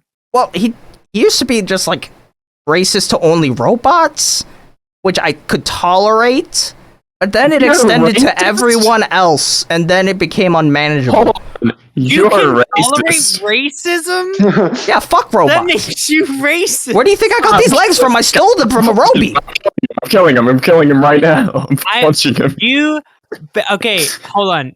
We need to find the fucking dodecahedron. It's really pissing me off that I spent like 3 turns in here. Spent a whole 18 seconds looking for this thing. I didn't find it. Okay, my irritation is fucking outweighing my surprise. I don't even know how to feel. Okay, that's a lot of lore. All right. Okay, so let's hoist him up. Okay, we'll leave him. We'll like crawl and he can sniff around and find the dodecahedron, and then we can get the fuck out of here. All right, so you hoist him up. Yeah. Look, I'm sorry that Hookface Brook killed your parents. Look, I'm really sorry about that. He's dead. There is no issue. Right? Racism. Racist guy. You're racist. It's not in here. Yeah. It's not here. Yeah, I have no issue with racism. Sure. It's gone. All What do of I people are look racist. The power Is it core's not gone. in there? Yeah, It's gone. someone took it. Hold God on. Use fucking the damn it. bardic inspiration I gave you. Sure, Oh, yeah. you can. It's gone. God It's been damn it. disconnected, torn out. Whoever did this does not respect technology.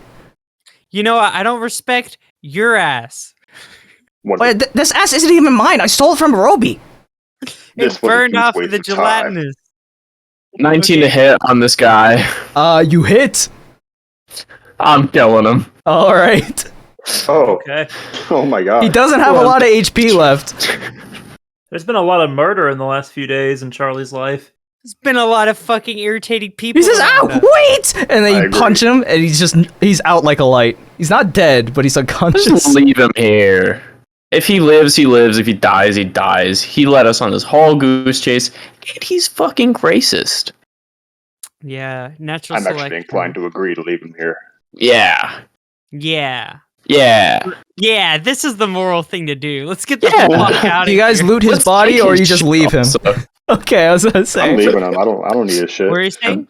Charlie's gonna pick his pockets. Okay. Yeah, I was also gonna do. If Charlie, I want to go for it first because he fucking was friends with Contested investigation. my murder. I like uncle. that. I want to slap his hand away. I'm like, hey, hands off.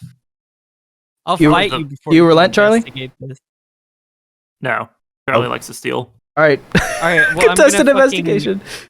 No, Flo, you get advantage. Flo, you get advantage. I'm fucking using. No, I'm grappling you, Charlie. Oh, Get off fuck. of him. Oh, that's no fun. Okay. 11 feet. back. What do I do? Athletics check? Yes, athletics. Well, Damn. Two weaklings. Hey. Go at it. Listen, this guy. Did you not hear the whole conversation we were having? Charlie was in and out for that. Something Okay. about a hook? Well, I know it might not be interesting to you, but my parents actually died. Okay, I don't think you could understand. You're right. Anyway. Charlie doesn't remember anything about his parents. Oh They're probably no. Lucky. All right. Anyway. They're probably fine. Schrodinger's parents. Charlie This is- chooses this to is- believe that they're okay. Never saw a body. Just a missile explosion, that's all. You don't know my pain. You don't understand. Only I understand suffering. 2. What do you take from Flo? I'm not taking anything from Flo. I'm trying to pick the pocket without Flo noticing. Oh, I didn't notice because I got on a 2. natural 20, you get a key ring with just one key on it. I'll keep it. You get a key. He doesn't even have any stuff on him other than a picture of a bunch of children. It's yours. Charlie rescinds claim. If any of you want to roll any sort of history check, Guy, I'll give you advantage since this kind of like is your interest. You've studied like bounty hunters, kind of. I am curious about Yeah. Buddy Hunters. Give me a history with advantage. 11. 11. Yo, that person in the back looked familiar. Oh, I think I didn't beat her up. She's like a child. What? Drunk with her, maybe? No, she's a child. No, the person with white hair. Person with white hair. Oh, shit. Never mind. Yeah, maybe I got in a fight with her. Yeah, the person in the back with white hair, like, yeah, it looks like a teenager, but it looks familiar. I'm gonna grab the picture and just stare at it for a long time, going, Okay, we'll give it some time. We'll give it some time. I'll give you another roll. Flo, with your investigation check, you don't really find anything of value on him.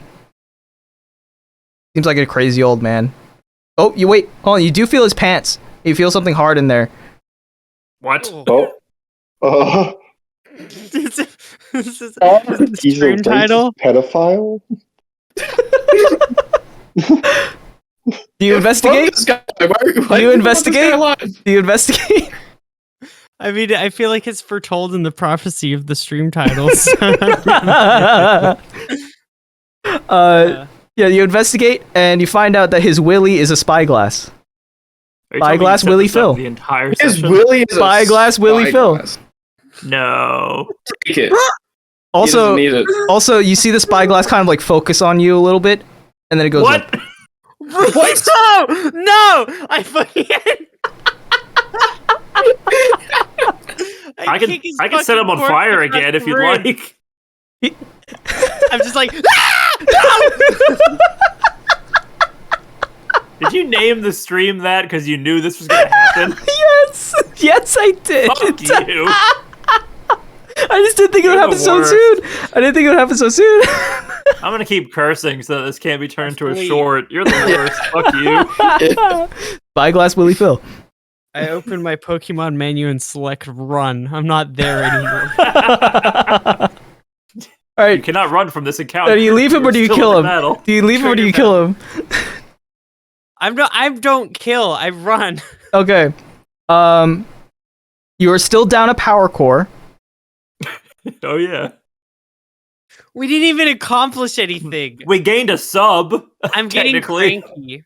I'm getting. We have to achieve fucking one goddamn goal this session. I swear to We God. probably got a sub. I mean, let's think about it. You know. What is everyone's passive perception? I think it went to 15. 15. It's probably low. Oh, 14. Who has higher than a 10? Perception. Passive perception. Where is that at, actually? Yeah. On the left side of your sheet. I see perception. 11. I have an 11. Oh, I have 15. Okay. I guess everyone sees this. Now that it's become clear that the power core is gone, Flo, you also notice this as you're walking away. You see like a trail of prints like in the mud, leaving the clearing, going what was it, northward. How the hell do we not spot them? You were preoccupied with the gelatinous cubes, and also you were looking for the dodecahedron. Well, if they came and took the dodecahedron, surely. They came before All right, you. guys, I found some fucking food.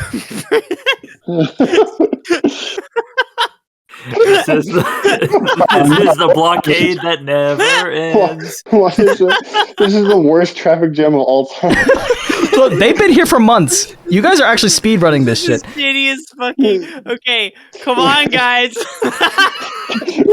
Where's the next McGuffin? Also, for full disclosure, those mimics did not have to be aggroed. You could have gone past, but you brought the gearhead. No, You brought the gearhead. I'm a character. Okay, I'm just like. Oh, the gearheads what triggered them? Yeah, because if you guys just left them alone, you wouldn't have aggroed them, but you brought Willy Dick Phil along with you. I feel like mimics are notoriously territorial. Look, but the art that we found was clearly like a story thing. Like we had to. Have we considered walking around the ship? What? We can't just walk in the river, right? I mean, you can. You absolutely can if you wanted But to. surely there's like. I said something on the walk side. like immediately. Charlie's first suggestion. You can, was, but you'd be leaving your boat I don't behind, listen to you, Charlie. and the next closest city is still another 50 miles away. That's If walkable. we could just get an. Okay. We just call it Uber? Yep, there it is. Just follow the footprints. Okay, we're following. Okay, You're in too deep. You're in too deep. You don't want to give up now. We're in too deep. Wait, look. I got one more rage and action surge. I'll just destroy whoever's holding it and then run away. Yeah. Okay. We're really good at fucking destroying people. So if we find the fucking dodecahedron, it's ours. Yes. Okay. Let's go. Okay, All right, let's go. so who's good at tracking? Roll survival. Okay. I am okay at survival. I'm pretty damn clean with that. Whoa. Okay, yeah, y'all are fueled by your frustration and anger. You're able to very clearly find these tracks.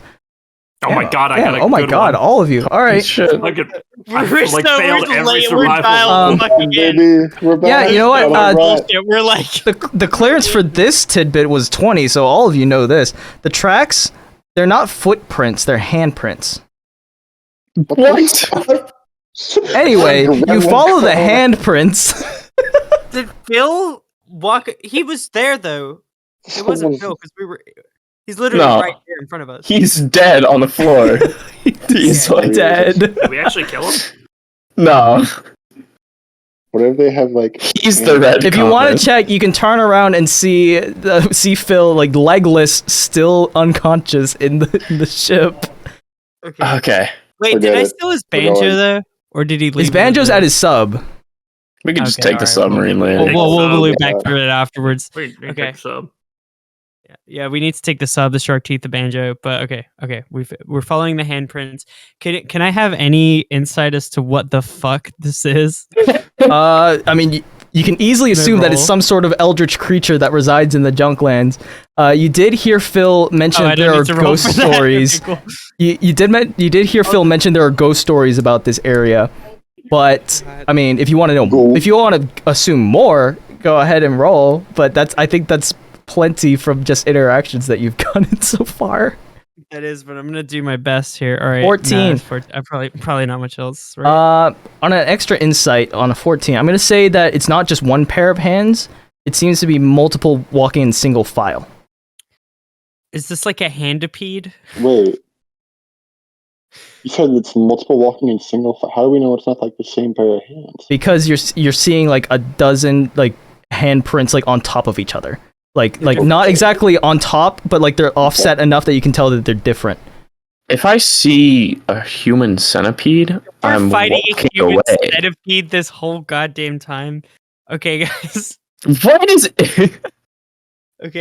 You follow the footprints, and you notice that actually that extra. All of you also get this because you rolled it higher than. Why did you guys roll so high on this, man? All right. Anyway, I've rolled like failed We're like so many focused. survival checks. This you year. You're also not notice. up anymore. You also notice alongside the handprints, there appears to be like this drag mark. When it goes through anything muddy, you see that it's like there's something being dragged alongside it. Is it? um, Does it have dodecahedron imprints? No, it does not actually. Oh no.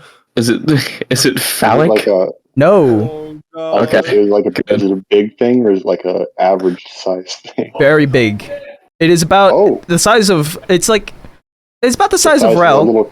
About the size of Rell. That The powers. size of a whole Rell. A size of a Okay. whole Rell.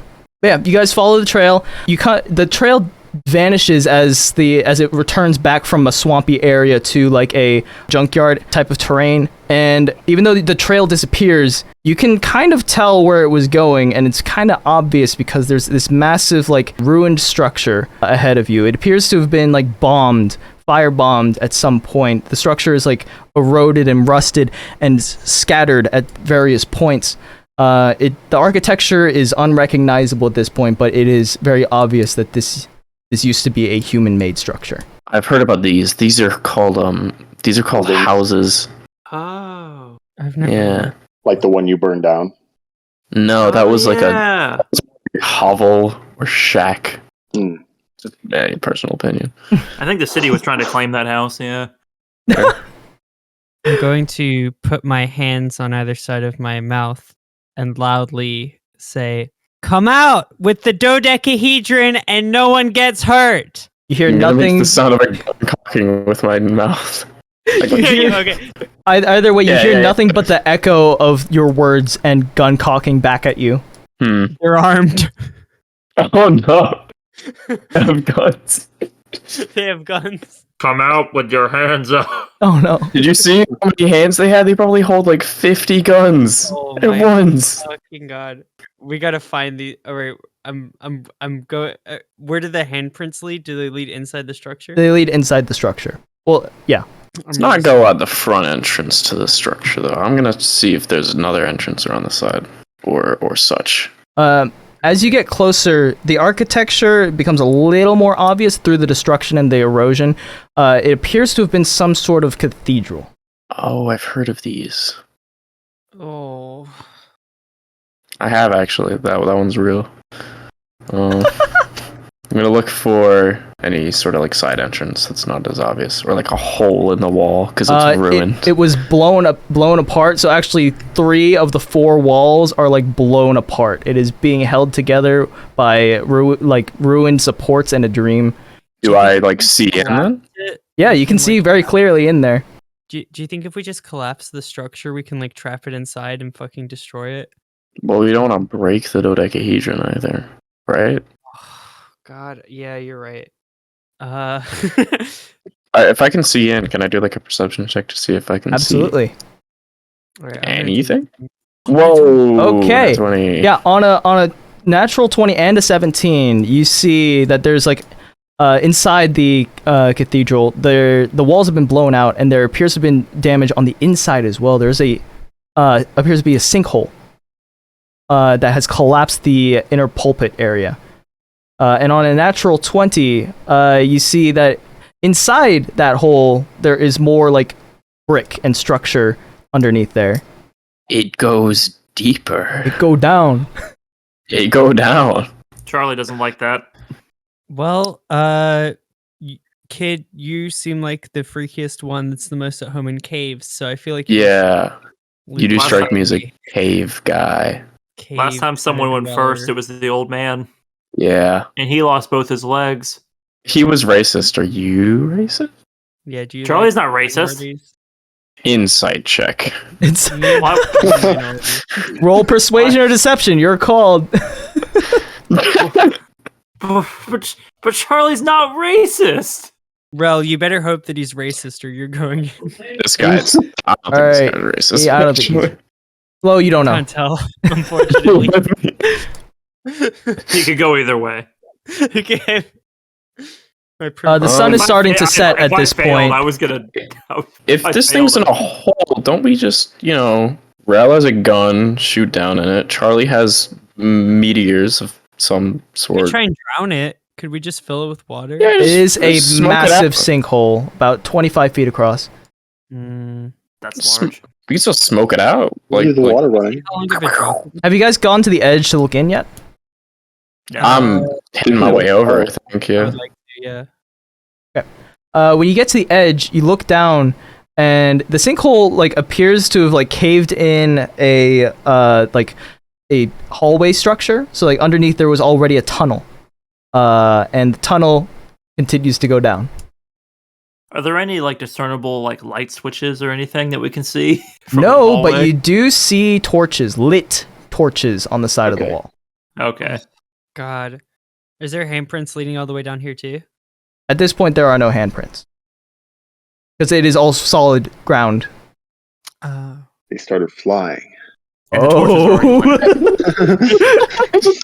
the torches are already lit. The torches are lit. You are a great hunter, Rell. That's crazy. I mean, With that many hands, if you just flap them, then I mean, it's possible. But yeah, these torches are this dim, reddish, purplish hue. it's like a magical fire, or Yes. can we tell? A magical fire. I cannot be fucked about this thing. This is fucking horrible. This is so bad. What are we gonna do? Kill it. Okay. I mean, you've killed everything you've come across so far with ease. Are you Well, we're on a winning streak. The streak's gonna end eventually. This is creepy, and yeah, I've been far too successful today, and You failed at almost Yes, everything yeah, today. and yet my hands are empty. All right. So it feels like this thing has the dodecahedron, and this is gonna be the one that counts, and then maybe we're gonna lose. So I'm gonna yell into the tunnel, I think, and say, because I guess they didn't hear us before. Give us the dodecahedron. It was a horrible gun noise. It was a horrible gun noise. Oh, that I didn't know. I did not know what that was supposed to be. Okay. Yeah, I didn't want to make the same noise because it didn't get picked up by the mic. Hold on, wait, listen to this one. Bing! That's me pulling a pin out of a grenade. Is that like a panda pirate? Or No. Sounds like a panda to me. Yeah, like that panda to sounded me too. Vaguely panda. Last panda's probably at Alcatraz by now.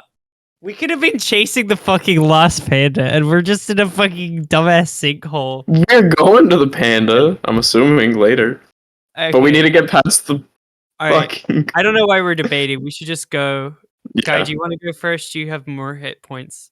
Mm-hmm.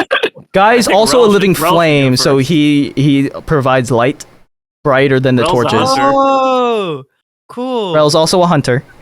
True. Rell, do you want to hunt this? Rell, I feel like you should be like you haven't talked to the like. I feel like you should be leading the hunt. Like you go up front. I don't really care at this point. At this point, I will go. All right, just do it. Jump in. Do it. I'll jump in. I will. All right, I follow. Okay. Charlie's going third. Charlie does not going want to go third. last. Fuck you, Guy. I go behind Guy. Go behind You Guy. said you you're went in behind Rell. I thought the guy would come right behind me, but when I see he didn't, I go behind him. Okay.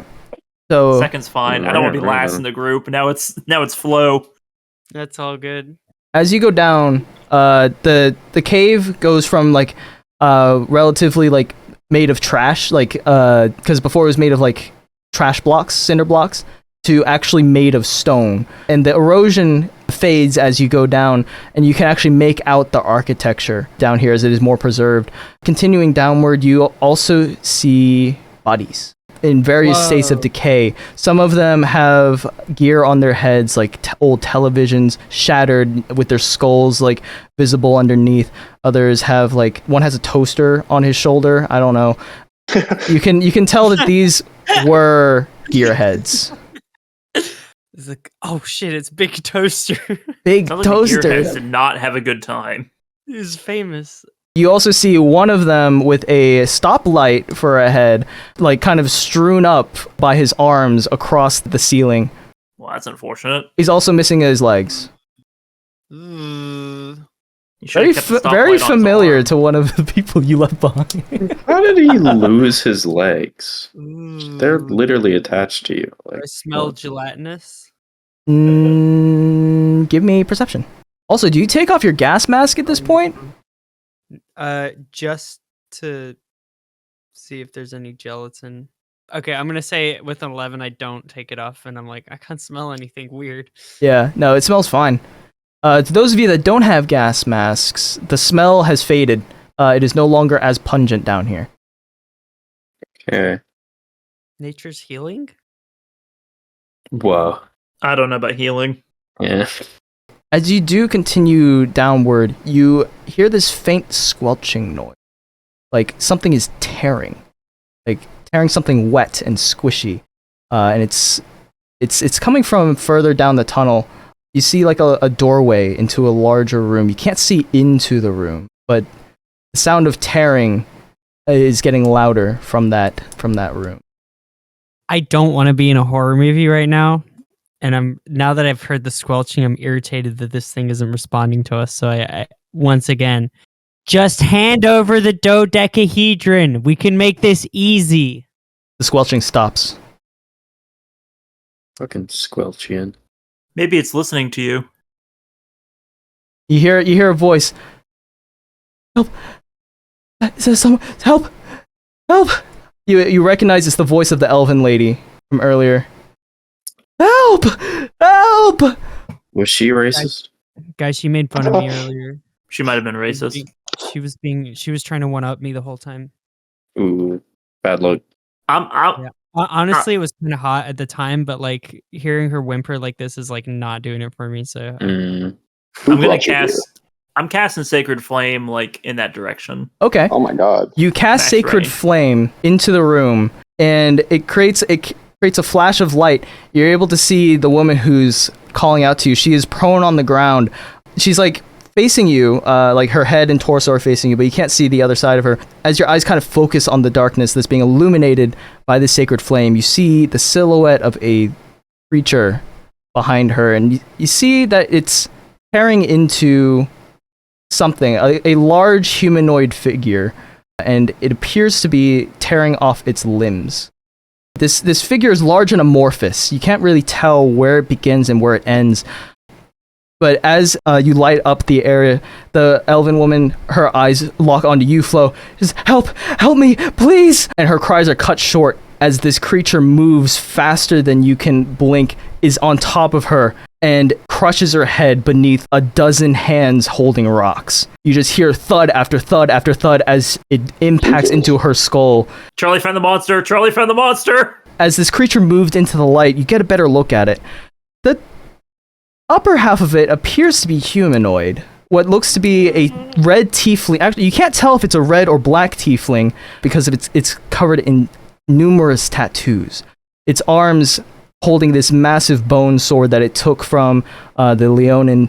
You see it has massive Leonin arms extending from its shoulder, another pair of orc arms from its torso, and as it continues to hammer down on this lady, your eyes focus and you see beneath its torso, it is sewn together with another torso and another torso, each with a dozen arms attached haphazardly.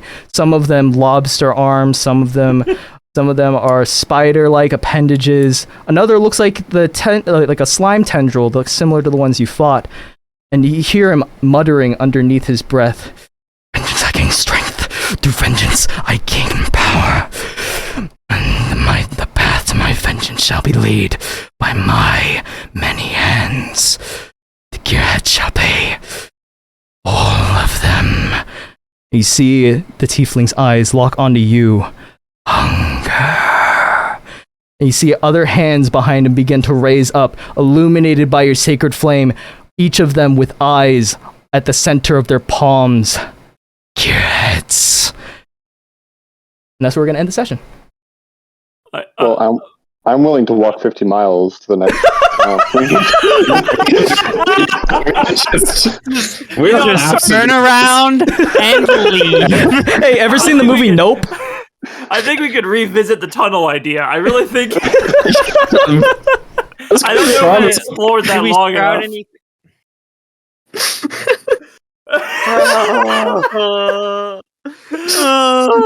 Lemonade, that was fucking perfect. Yo, I think we can walk. All right, thank you guys for coming out. It's been a long stream. I'm sorry for that, but I think it's been fun. Yeah. But yeah. At a certain point, I'm like, I don't care. I just want to fucking accomplish one thing. Valerie, this is how we felt for like every session of every D&D campaign ever. It's like, well, we didn't really get that far. But yeah, thank you guys for coming out. We'll be back maybe I think in 2 weeks, but we'll see. We'll keep you posted. But yeah, good night, everybody. Thank y'all for coming out. Thank you, Agent. I love y'all.